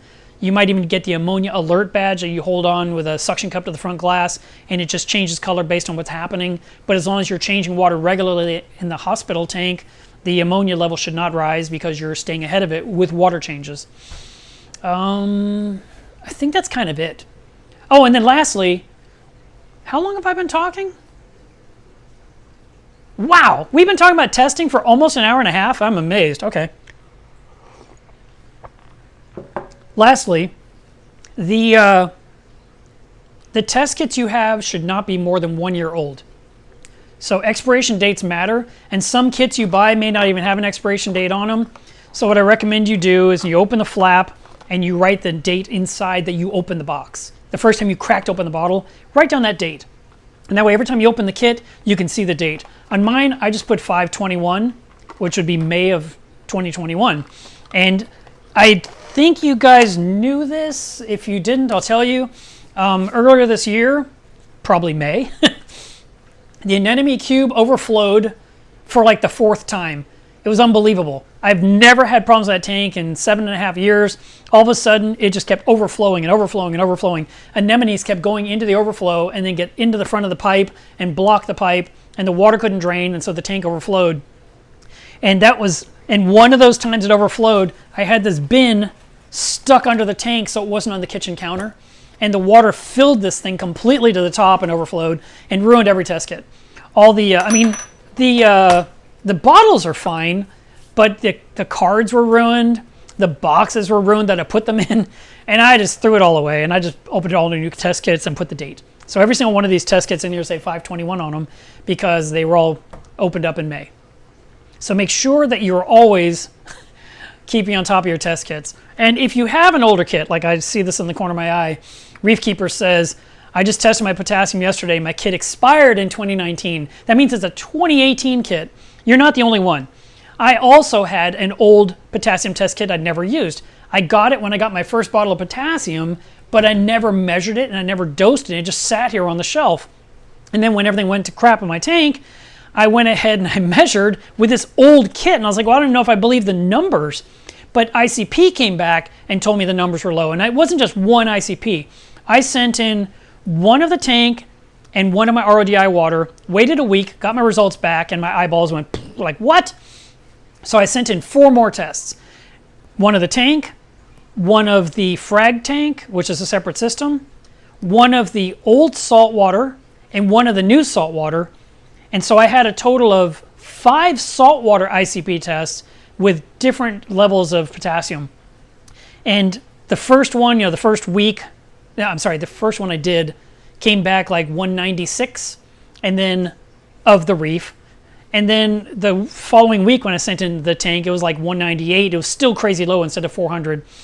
The frag tank was like 195. The old salt was even lower, it was like 125. And the new salt was 435. So I knew the new salt was good. So if you have an old kit and you are not unsure about it, I would toss it and get a new one. What I ended up doing was I got a new Fauna Marin test kit. Actually, they gave it to me as a gift, which was really nice of them. And they even gave me a refill kit for that because I'm using this up fast. And matter of fact, this one here, this is bottled, this is D. And they tell you every single bottle in this kit, you shake it. So if you shake this for a few shakes, you no longer hear liquid. Another microphone. And when you open it up, it's bubbles. I feel like this is just Dawn. I don't know what's in here. I have no idea. I don't think they're going to tell me what's in it. But I wonder what it smells like. I've never smelled it. It smells like nothing. Nothing. It smells like there's nothing in here. But it's bubbles. It's crazy. I mean, you can drop liquid into the syringe, so it doesn't turn to foam, but it instantly foams up. And when you take the syringe out after you've drawn the liquid up, it looks like it's covered in little bubbles. It's really weird. This one I shake, it's liquid the whole time. This one I shake, it's liquid. This one, silence. I don't know what's in D, but it's really weird. All right, so that's it. We're done talking about testing. I hope this helped you. The final thing I want to say on this topic, and then we'll go into all your questions that you've been patiently waiting to ask me, is that you got to test every single week. Caitlin always said water tests save lives. She's 100% right. If we're not testing and things go wrong and you start losing livestock and you start losing fish you care about, you start losing corals you care about because you weren't testing, it's completely your fault. And it's literally your one job. I mean, we spend all this money to set up this beautiful ecosystem. We buy all this cool gear, then we got to test it. And if you aren't testing, you're shortchanging your project. You're actually making it harder on yourself. And we do the same thing with everything. We do it with our cars. They get tested to make sure the emissions are right. We change oil to protect the engine. We check the air pressure on the tires in the winter and in the summer. I mean, there's all these things we do. Your reef tank is life. It's literally animals that are relying on you to stay alive. So you got to test your water every week. And I know it's not fun. If you can buy the Smart Stir, it will become a little bit more fun. I can actually do all my tests on the reef within less than 20 minutes. And most of it is like waiting for something to read. The Smart Stir does all the hard work. I'm not shaking vials anymore, which I'm really I hate picking up a kit and having to do this now. I'm sitting there trying to put in the drop and I'm trying to shake with my left hand. It's like, oh, And if I try to squeeze with the right hand, it's like I can shake perfectly, but I'm squeezing badly because I'm right-handed. The Smart Stir does all the hard work. It's awesome. I cannot tell. I hope you guys today all run to my website and just buy them and get them off my shelf so that I can read your comments, because you're all going to say, oh my God, I love this thing. Why didn't I get it sooner? It's not a scam. It's not a cool thing. Like, you know, when I did the lasers to kill Aptasia, that's a toy. It's neat. It works. It's okay. It's not fantastic. It's not perfect. This thing you will use week after week after week after week after week, and you'll not regret it. Not one time you turn it on. Every single time you use it, you're going to love it. Just don't lose the bead. That's all I got to say. All right. So let me scroll to the top here and find all the questions. Now what I do is I look for questions that start with @Mila's Reef. So I hope you did that. If you haven't yet, feel free to do so now.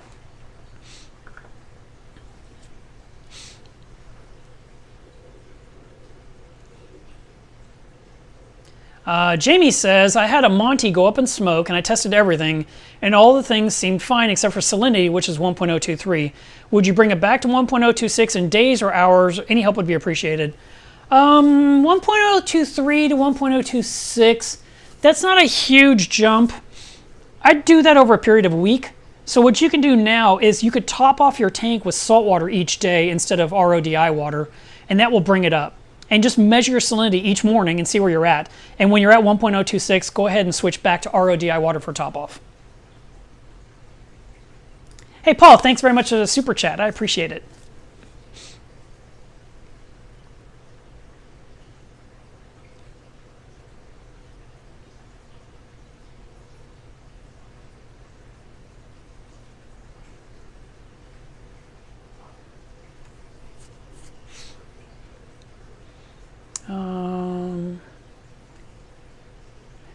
Brian, you did it. So that product I used was called Phosbuster Pro. Thank you so much for reminding me of what that was called.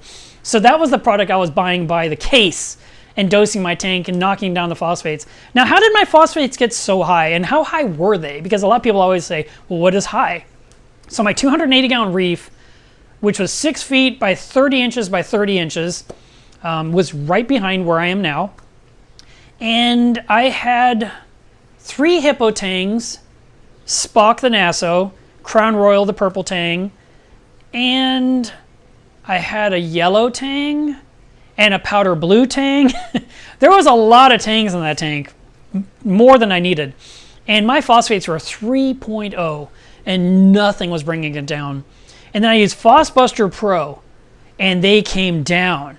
And I used Phosbuster Pro several times. I was being careful. I mean, I didn't just like, oh, this is the cure, but boy, was I happy to find that product. So Phosbuster Pro, like I said, I'd pour in a bottle and a half in my tank, and it would cut the phosphate in half from 3.0 to like 1.5, or maybe it was 2.0, whatever it was. It was a long, this was like 12, 13 years ago. No, longer. This would have been back in like 2005. So that's 16 years ago. And one of the things that Randy Holmes Farley said was that when your phosphates reach 3.0, then even as you remove the phosphate, it's going to keep coming up and again because it's coming out of the sand bed and the rock. It's leaching out of the sand and the rock until you get it all out of the system.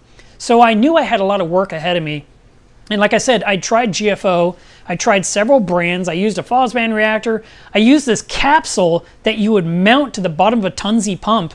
And I had the pump right there with this basket full of GFO, and it would suck water through the GFO and push water into the tank. And then, you know, I had more Tunzies on this side blow in this direction.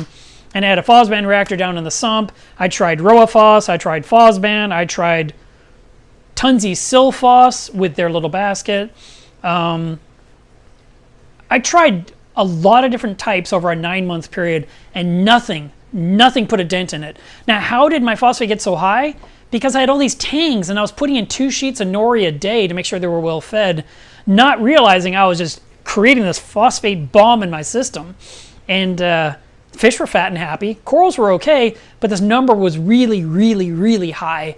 And I knew it was just a matter of time that something was going to go bad in the system if I didn't handle it. And I was losing some SPS corals. Specifically, the corals would turn the skeleton, like when an SPS would die, would be green. And they call that green boring algae. Not boring like it's boring, but like it bored into the skeleton, and you could literally take the skeleton, break it in half, and just green, completely green, just like you've been dipped in green dye. And that's when your phosphates are way, way, way too high.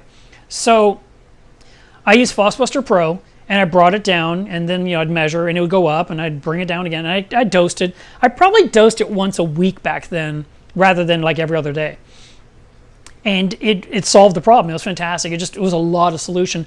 And when you get something like, and I'm just using this as an example, you get this potassium, deep down in your heart of hearts that there's probably this much potassium in the bottom, and then this is all RODI water probably.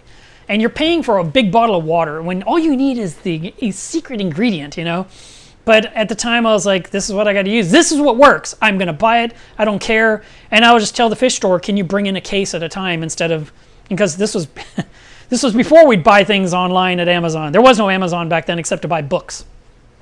And then Blue Life came out with Phosphate Control. And I was like, oh my God, I don't have those big bottles anymore. I can just do drops. This is fantastic. And I started to use that, and it worked great. And then after a few years, Blue Life got in trouble with the law in California. I don't know, the FDA or somebody got mad at them and said, you use the word control in the label, that is illegal. There's certain words you're not allowed to use, and control is one of them. And so they got a fine, $85,000 fine, I think it was. And they had to change every label on the bottle, every box, every banner, their website, anything that said phosphate control had to be changed, and it became Phosphate RX. And that's why it's been called that ever since. So it's the exact same stuff. And then Phosban, the powder, the version of GFO, the Phosban is different than regular GFO. GFO is moist. Phosban is dry. It's a powder. And that was what people were using in the beginning. A lot of people bought Phosban, and they bought a Phosban reactor.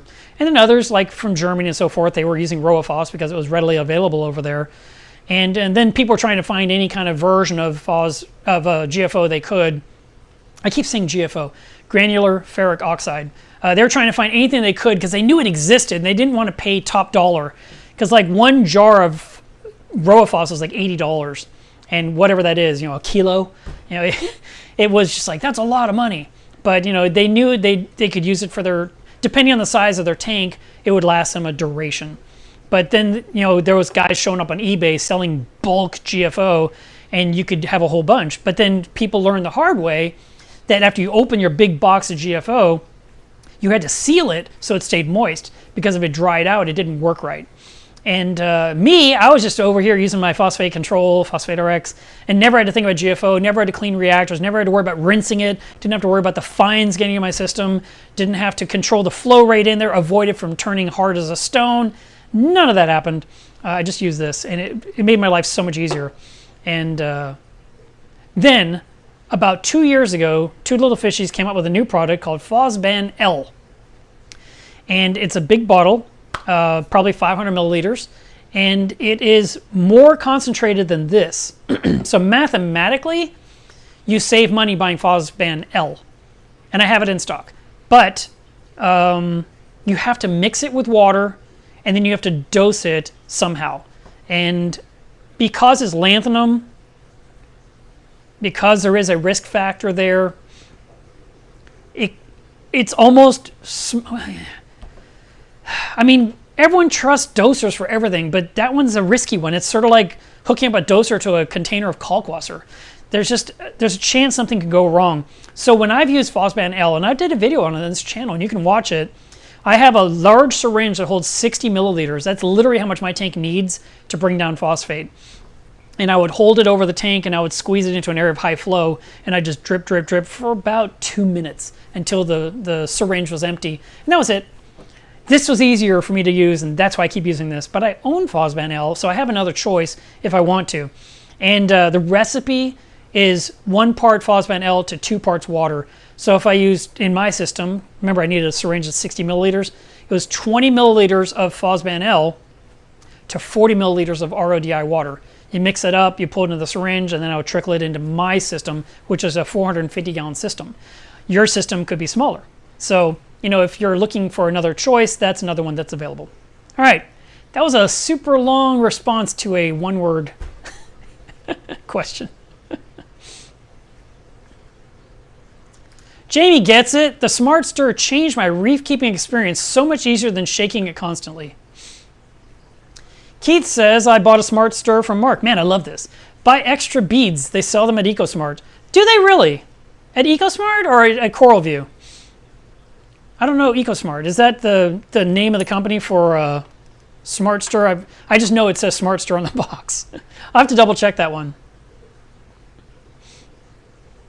Wicked Scuba says, love it. I've had it for a few months now.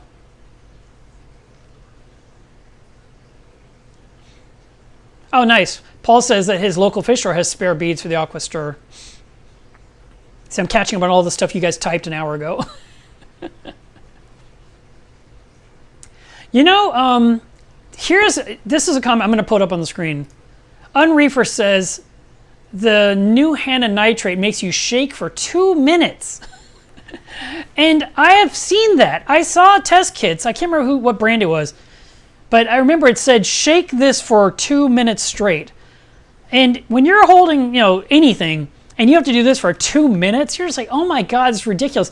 I'm like watching the second hand on the clock go, and I'm just like, it's been 5 seconds. I can't believe I have to do this for 2 minutes. And there was one, I can't remember what that brand was, but there was one where it said to shake for like 3 minutes or 5 minutes. And I was like, that has to be a typo. That can't be right. But at least with this, you can just turn it on and let it spin and set the timer on your microwave to count down. And when it beeps, just hit off. I mean, that's what I do. Okay, Auto Aqua sells them as a 3-pack. That's great. Thank you very much, Keith. Alex says, are butterfly fish easier to keep than tangs? No, I don't. They're different species. I mean, they're just completely different animals. I think the tang is easier. I don't know. I've never really considered. I mean, I only keep one kind of butterfly myself. I know that some people like to have the Klein's butterfly because it kind of helps with pest control. The long-nosed butterfly was one my father had when I was a kid, and I got one when I first got my 29-gallon, and I returned it because it was eating everything out of my tank and made me really mad. I had all these beautiful tiny feather dusters that came out of my live rock. And I told the guy at the fish store, this is what happened in my tank, and I described everything in detail, and he ignored me. And he goes, yeah, you can get that fish. And I put that fish in my tank, and it started eating my feather dusters one after another, and I was really mad. And it took me and it was a 29-gallon tank. It wasn't big. But I probably spent 20 minutes catching that fish, and I brought it back to the store, and I said, I want to return this. And he's like, we don't take fish. You can't rent them.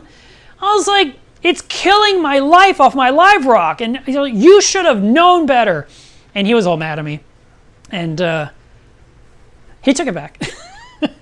I was not going home with that fish again. So I got something else that wasn't going to destroy my tank. I probably got some urchins or something in exchange.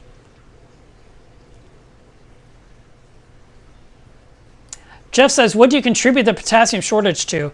If you're talking about in my tank, it was the salt mix it was a bad batch. Literally, the huge barrel, I buy a barrel that makes 1,026 gallons, and I was about 2/3 down in the barrel, and I'd made another 250 gallons of salt water, and the salinity, the potassium was crazy low. Everything else measured exactly right. Alkalinity was right, temperature was right, alkalinity was right, magnesium was right, calcium was right. I mean, all my test kits proved the water was good, but I never had measured for potassium, and so I did not know it was deficient in it because I've never thought about it. I literally have not thought about potassium until this year, and I'd say it got on my radar 70 days ago, and now that's all I think about.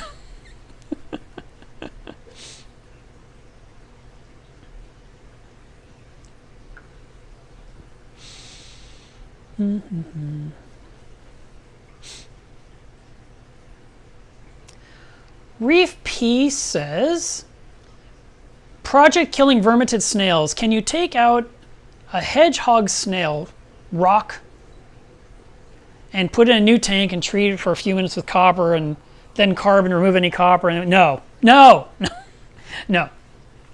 I'm not sure what some of that was. I think some of that was an autocorrect mistake maybe. But can you take the rock out and put it in a vat of copper-based water and then somehow get the copper out? No.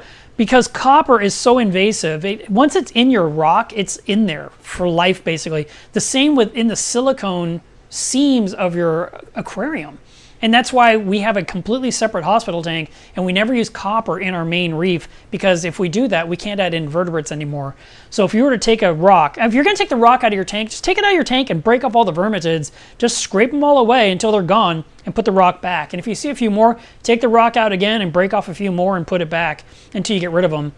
I've heard bumblebee snails are a nice solution to eating the vermitid snails, but there's been some comments that bumblebee snails eat other snails. So you may lose some snails trying to handle a pest problem. So you have to decide if it's worth the risk or not. But no, don't take your rock and put it in copper-laden water and then try to put it back in your tank. That's a terrible decision.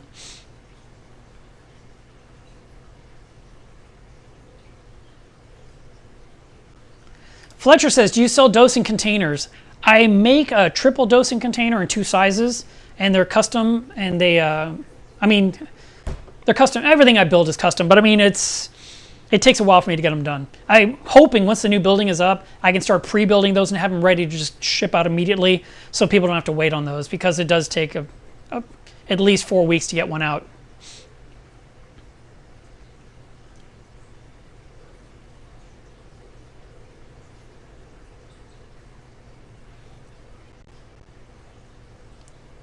I'm seeing a lot of comments in here about phosphates.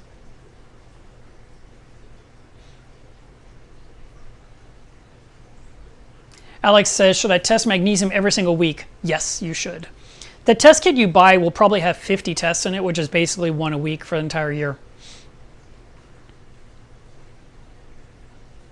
Mike the newbie says, what are the issues of having high alkalinity with low nitrate and phosphate? It tends to burn the tips of the corals, especially SPS, so that's why we lower the alkalinity when you have lower nitrate and phosphate.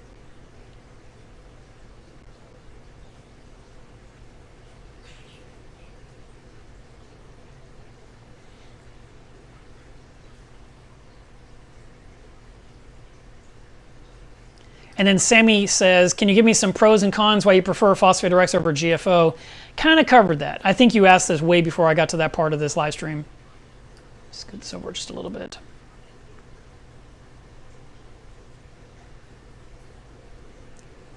Aquaball says, can you overdose magnesium in a tank? Well, you can. If it gets up around 1600 or higher, what can happen is your snails will suddenly stop moving.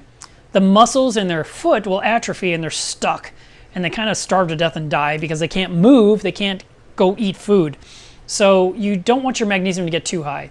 But having it at 1400 is what I like to shoot for. Like I said, the ocean's 1280, but because of the types of corals we're keeping, especially Montiporus species, they are more colorful in higher magnesium level tanks.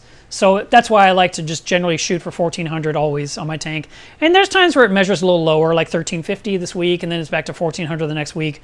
So just somewhere around that level would be good.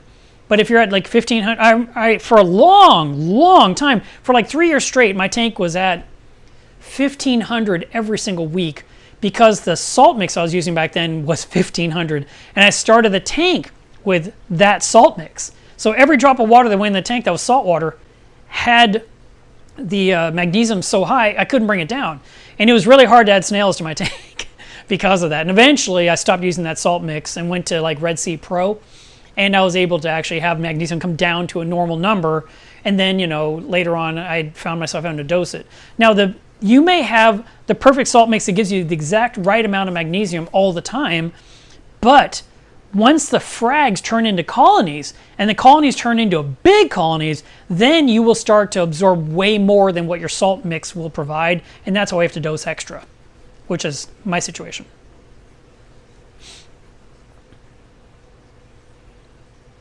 Reef PCs, what do you ask me, what do you think about Mastertronic? I'm thinking about buying one, but there's not many reviews. I think there's not many reviews because it's still not quite available. Last I heard, they're still trying to bring them here. So not enough people have them yet at this point.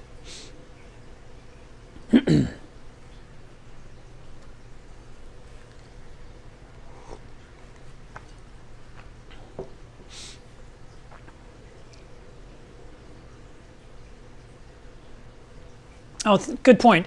Jamie says, my Hannah told me my alkalinity was 0.0. I looked at the tank and everything was fine. And I went and bought a Red Sea kit and got my usual reading. So the number one rule, don't do anything until you verified your test kit result. And he's 100% right. And that is something that I really should have mentioned earlier. It popped in my head, but I was busy talking. And because I didn't say that thought. Whenever you get your readings, stop and look at your tank and see how the tank is doing. If everything is doing really, really well, then you probably should just leave it alone. Now, I've had a few people during the last 60 days give me a hard time about what happened with my reef, and they said, you were chasing a number and this is all your fault. Well, number one, that's not true. Turns out it wasn't my fault at all, and I wasn't chasing a number. I literally had to bring this number down because I couldn't introduce anything new into my tank. It would die. So, and I had big corals that didn't look good. They looked bad. They were big and boring and lacked color, didn't look healthy, didn't look vibrant. And I mean, this was something I'd been seeing for some time, and it just was not getting any better. And I would see pictures of other people's tanks and other people's corals and their views from above and their videos on Instagram. I'm like, God, why don't my corals look even close to what those are doing? And I knew it wasn't a lighting trick. I knew it wasn't just because they're shooting with blue lighting. Their corals were vibrant and mine were not. And I knew my nitrates were up so high for so long, I had to bring them down. And so everything I did during April, May, June, July, August, all of that was to get that number finally down after so long, after trying so many products trying to bring it down. Like I said, I tried so much GFO to bring down phosphate and it wouldn't work. Finally stumbled on a product that worked, and I use it, and that's all I use. I tried so many different products to bring nitrate down, and in the end, the solution was big water changes and cleaning the heck out of my sand bed that was almost 8 years old. And by doing that, it has completely turned everything around. And the only unfortunate part was that I had a really big water change with a bad batch of salt, which unfortunately happened, but has been since resolved. The tank is now doing great. I have salt I can trust. Seachem has given me another barrel of salt when this one's empty. And they gave me some frags to replace some of the corals I lost. So I'm good. I'm not mad at them. I am, sad that I lost some corals, but moving on with my life.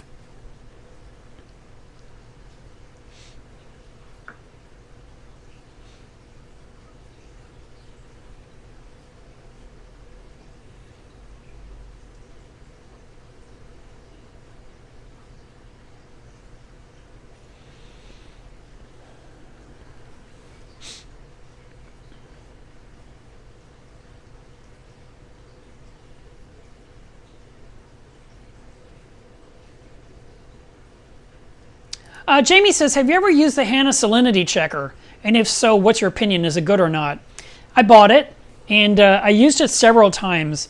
The one thing I didn't like, and I don't know if it's a myth or a fact, but apparently you have to calibrate it a lot. And I didn't like that because I had to keep buying calibration packets every time I wanted to use this thing.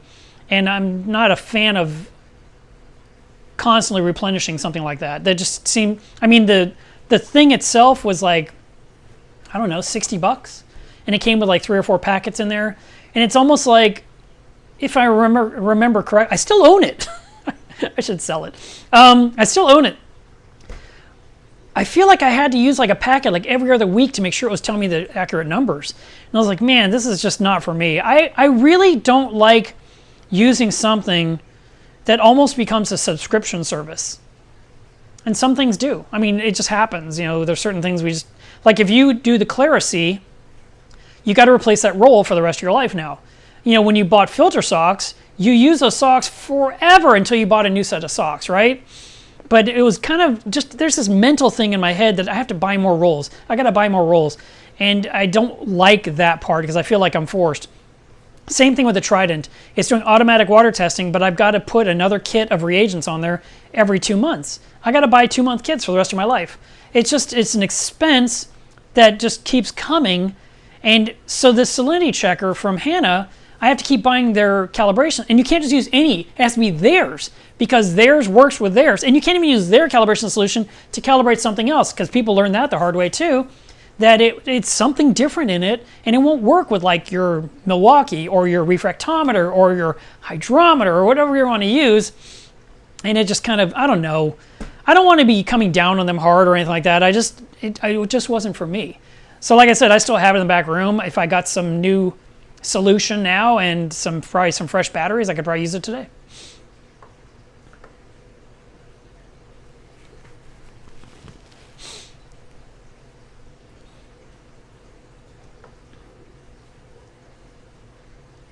Mahmood says, I tested my parameters earlier today. Good job.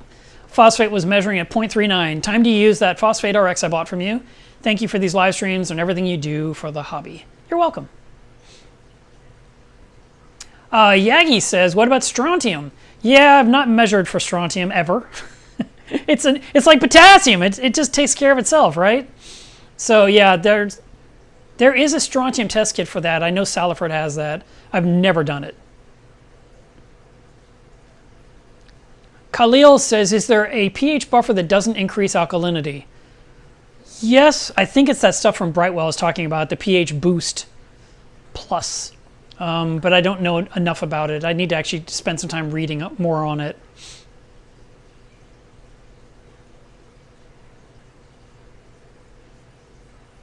BB Toon says, I just bought the API master test kit. Do I need to clean the vials before using? Yes, you would rinse them and then you would dip the vial in your tank 4 times. You know, fill it up, dump it out, fill it up, dump it out 4 times, and then you could start using it.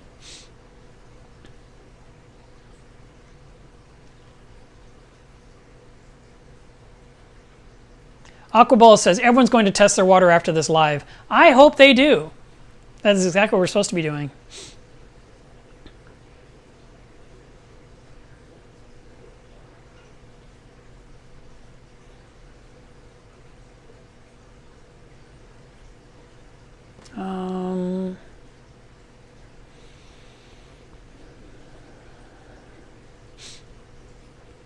Hey, Sammy, why don't you post this one in Club Miller's Reef and we'll help you over there. He's asking about the Inkbird and the heaters and all that and kind of dialing it in. And I'm sure we can help you figure out what's going on with it. It's probably going to be easier to help you there than it would in the live stream.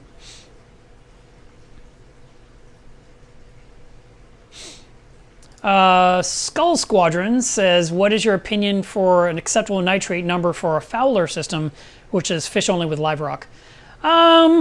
You could probably get away with like 60 to 80. Fish don't have nearly as much of an issue with nitrate as corals do.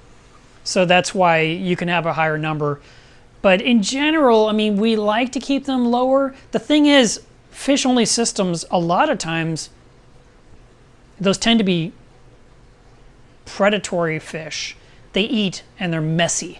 And there's a lot of waste in the tank. And it's just not the type of filtration we use like on a reef tank.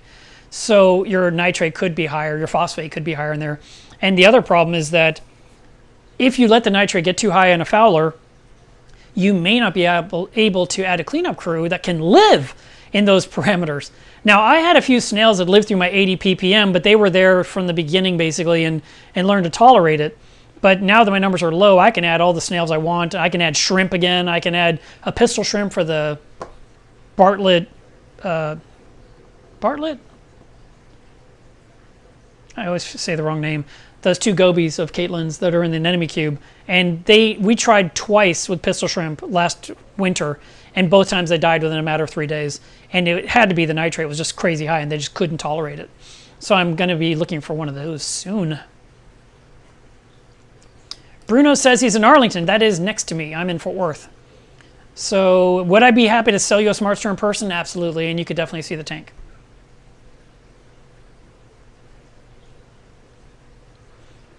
Sammy says, my nitrates are low at 1 to 3 ppm. Should I leave the skimmer off? It's on 24/7. Been feeding like crazy, but it only bumps up my PO4. Leave your skimmer on. That nitrate's not bad.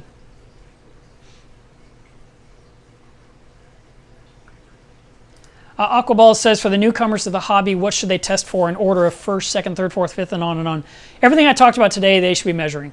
I understand it may not be logical to measure magnesium and potassium in a tank you're cycling. So there's a video on this channel called the Reef Timeline that talks about everything that's going to happen in your tank from day 1 to 2 years. and when things should be turned on, when things should be dosed, when the refrigerant should be set up, when you should actually use the lights in a very specific order.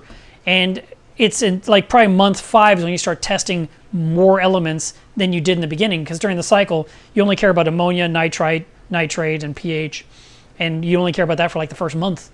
And then as you move forward, you're never going to think about ammonia ever again, or nitrite. Those are done. Now you're dealing with just the pH and the nitrate, and then you start adding salinity and temperature and calcium and magnesium and potassium and the other things. So it's not a matter of which is most important and which is least important.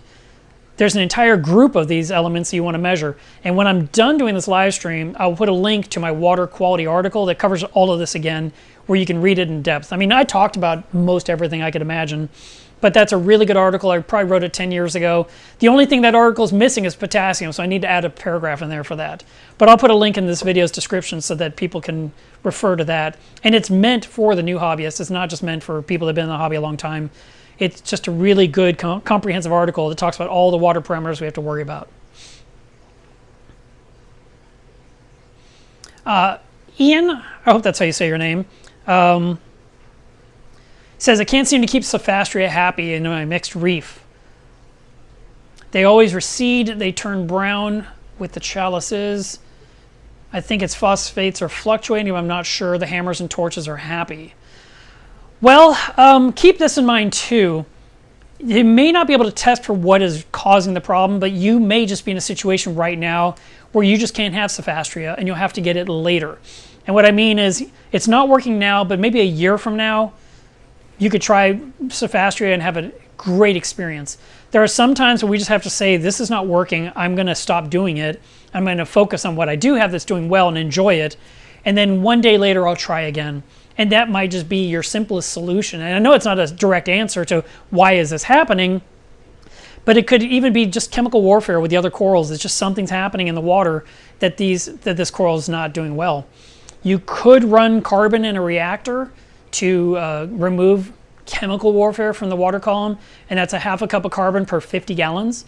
And you could try that and see if that helps, but you might just take a break from Sophastria and just hold off. Sammy says, can you close out with a tank walk around? I can't walk around because this camera has got a short wire that leads to the computer. But maybe I'll do something for today's Reef Diary. I don't know. The diary kind of shows the tank a lot these days, so you have lots of opportunities to see it. Yesterday's diary, I had to upload it again after I uploaded it.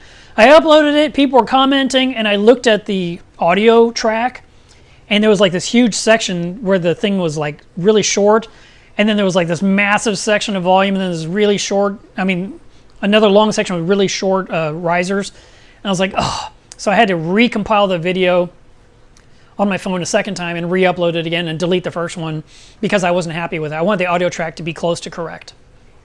And then I gave up. Reefkeeper says, you're lucky that CChem gave you some corals. I know someone with a bad batch of Fritz and they didn't get anything except I'm sorry. Listen, every company is going to handle things differently. Now, I'm not going to tell everyone that uses CChem aqua vitro salt that you're going to get free corals one day because that's crazy.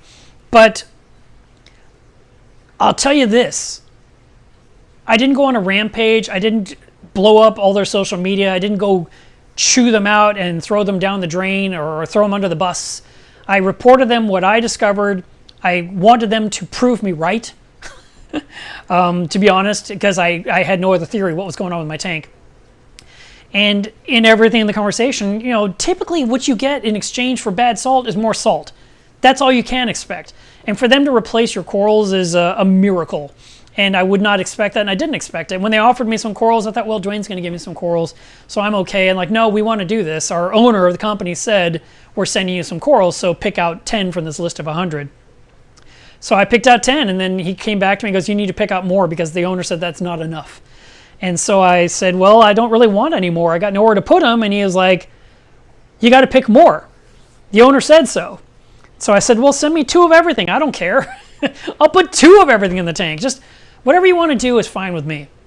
I said, or send me 2 barrels of salt. You know, whatever you want to do. Let's just move forward. And so they shipped me the 15 frags, and they're going to replace my barrel of salt. And that's how it is. But I remember when I had bad salt from Kent, I had 6 barrels of that salt in my garage, and it was 0 alkalinity in this, or not 0, it was 1 DKH alkalinity in the entire batch. Every barrel had the exact same lot number, and this was a national problem. People across the nation all had bad salt, and Kent told everyone, send in 1 pound of your salt so we can test it, and if it measures low, we'll replace your salt. So I did that. I sent in my pound of salt, and I asked them in an email, do you want me to send you a pound of salt from all 6 buckets? They're all the same lot number. And they said, no, just send us the salt, we'll verify, and if it's wrong, we'll replace all the buckets. So I said, okay, now what do I do with these buckets? And they actually told me, if you want, you can add your own alkalinity to it. You can just buffer it yourself. And I was like, man, I am not doing that for 5, with 6 buckets of salt. So I just got rid of it. If I lived in a place that was icy all the time, I could have used it on the driveway and the sidewalk, but I don't. So it literally just got tossed because I didn't trust it for a reef tank. I wouldn't give it to someone with a fish-only system. It was bad salt. I got rid of it. They gave me new salt. But you know what? At the time, they said, would you like one of our protein skimmers? Would you like this? Would you like... You could pretty much ask for anything from Kent, and they give you something besides the salt. And I was like, no, just give me the salt. That's all I care about. I have a great skimmer. I don't want anything else. So it just, I don't know.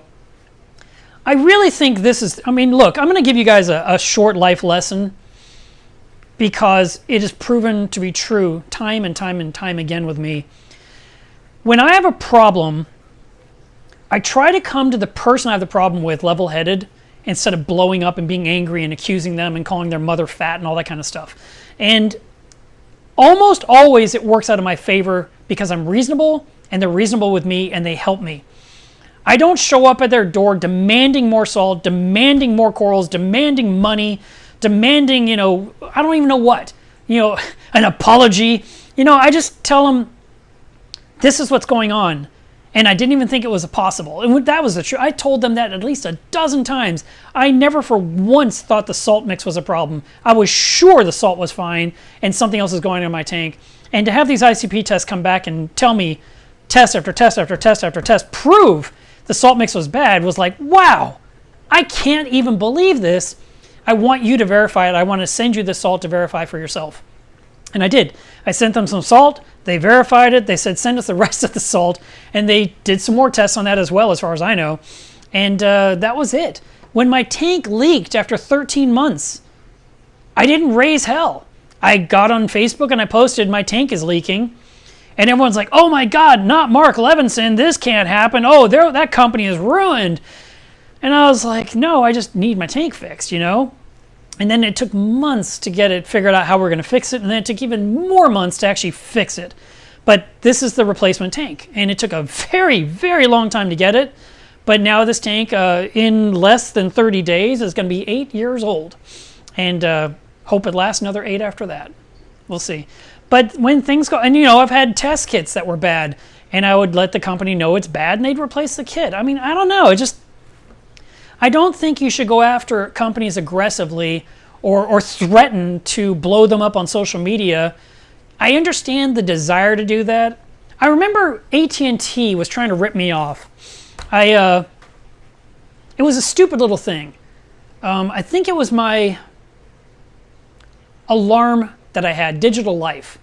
And I called them up to cancel it. And they said, oh, don't cancel. We'll upgrade all your equipment. We'll do all this stuff for you. We'll make you happy. I'm like, you've had years to make me happy. You never make me happy. I'm done. I've switched to a new company. Just cancel my plan. And they said, well, you're on an automatic payment system, so you still have to pay for 2 more months. I was like, that doesn't make any sense. Why would I pay for 2 more months for something I don't even have? It's literally disconnected. And you can see that you called me because it disconnected. It was one of those things where I was reaching out and they were calling me at the same time. And they said, no, you got to pay this money. And I thought, I've been paying you for like a decade for this alarm system. You've gotten your money out of me that entire time. And now you're going to steal like $70 out of my wallet because it's some kind of procedure. No. Stop the payment, stop it now, prorate the difference, start refunding me money. And they're like, no, we can't do it. And I was just like, let me talk to someone else. And I think I transferred and I talked to them and they said, no, we can't do anything. You have to pay for 2 more months. And I was like, this is insane. And so I went to Twitter and I went to the AT&T page and I just said, I'm really disappointed in how you're treating a customer that's been with you for a decade over a $70 bill. And I really think you should treat me better than that, but lesson learned. And literally someone running that account contacted me with a direct message, and within 2 days contacted me, solved it, refunded money, canceled those other bills, and said you're good to go. And I didn't really want to have to go that rate, go that way. I mean, I'm already on with customer support. They should be able to handle it, but I did have to get on, but even then, I didn't raise hell. I just said I was really disappointed how I was being treated. And it got handled. So sometimes you have to go a little bit further. Sometimes this happens with airlines. You have to make it public. But there's still a way to word things. And I feel like if you word things in a reasonable way, it'll go much further than it will when you are just like adamant that you've been wronged and they tried to screw you and the world's out to get you and you're sick of it and you're going to level the, you're going to burn the earth to the ground if they don't help you. It's like, just don't do that.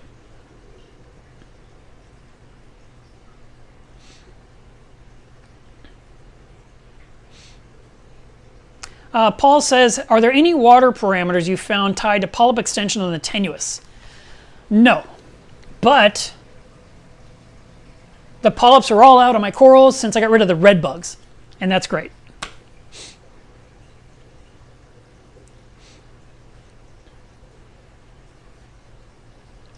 Dan says, have you seen a noticeable change in accuracy in test kits as they approach their expiration date? That's a great question. And here's another one. Let's say you just got to the bottom of your magnesium test kit. And like I said, the first bottle you have to use like 34 drops. And let's say I'm at drop 18. It's like, psh, and it's air. You're like, I didn't have enough to do one more test. Dang it. So you grab a brand new kit and you measure.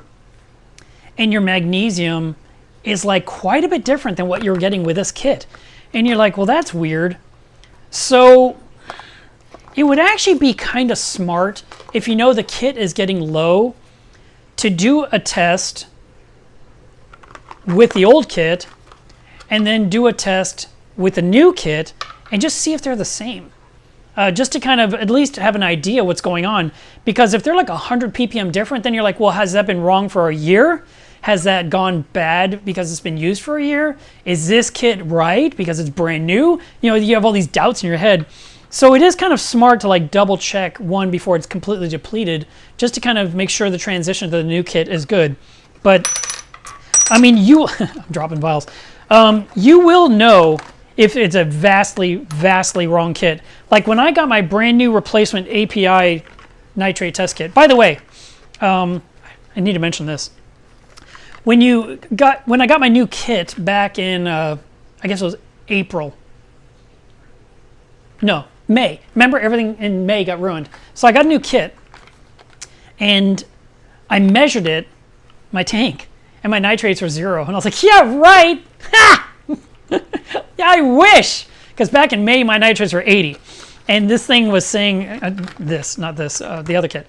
The one I got in May was measuring 0. And I told the fish store, I said, hey, I got a bad kit. I need you to give me another one. He goes, oh, no. You need to shake the hell out of that bottle. I'm like, no, I know how to do this kit. I've been using API a long time for nitrate.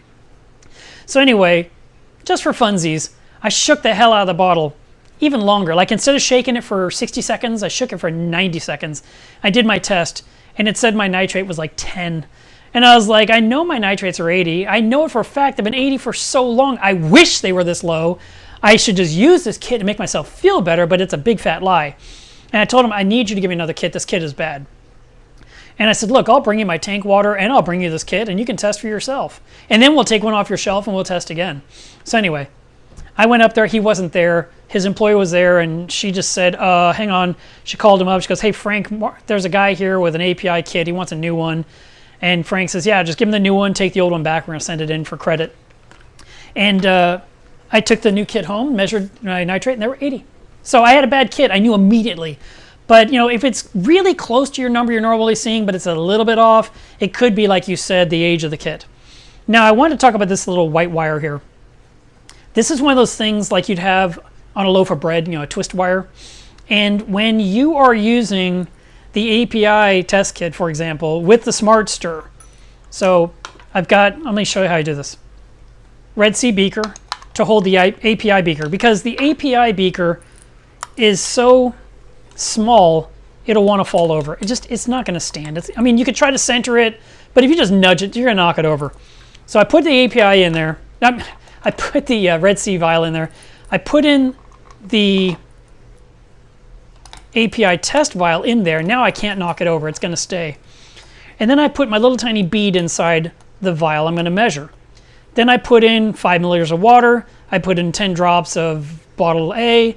I shake it a couple seconds with a Smart Stir. Then I put in 10 drops of B, and I let it mix for like a minute. And then I have to wait 5 minutes for this. So while I'm waiting, I need to keep doing testing. So I will reach in here with my wire that uses a magnetic bead, and I will carefully remove my bead and set it on the counter and put this thing to the side with a 5-minute countdown.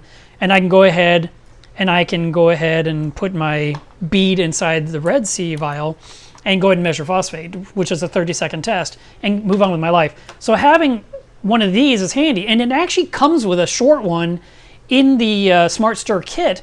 And you probably thought, what's that thing for? And you threw it away, or you didn't use it, or whatever. It's to get the bead out of the vial while it's busy fermenting. So that's what that's for, in case you didn't know.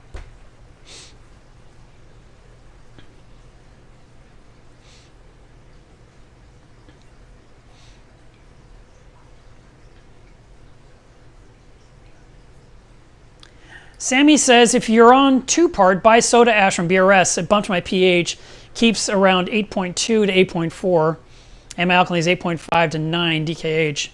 Did you know, Sammy, that there was a DIY article to make your own soda ash for $1 on my website?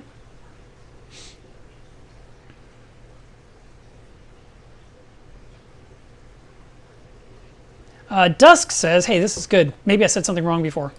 Nitrate in a fouler can also induce brown blood disease. Did not know that. The issue with nitrate in animals is it interrupts the ability of the blood to carry oxygen. That is true in humans, cows, and fish. Well, I knew nothing about that, but I do know in fouler systems that nitrate can be higher, but I didn't know anything about brown blood disease, so thank you for mentioning that.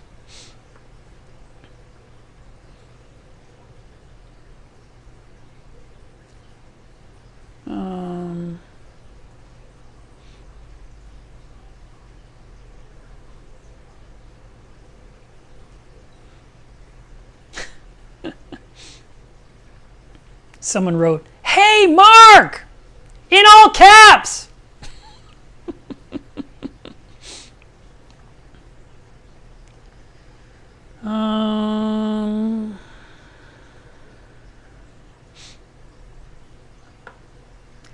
We're going to take this as our last comment for today. Lucas said, my Salifert NO3 or nitrate tester was showing me 5 ppm. I dosed nitrate like 10 milliliters a day. They were always 5. I wanted more, like 10, because the tank looks better.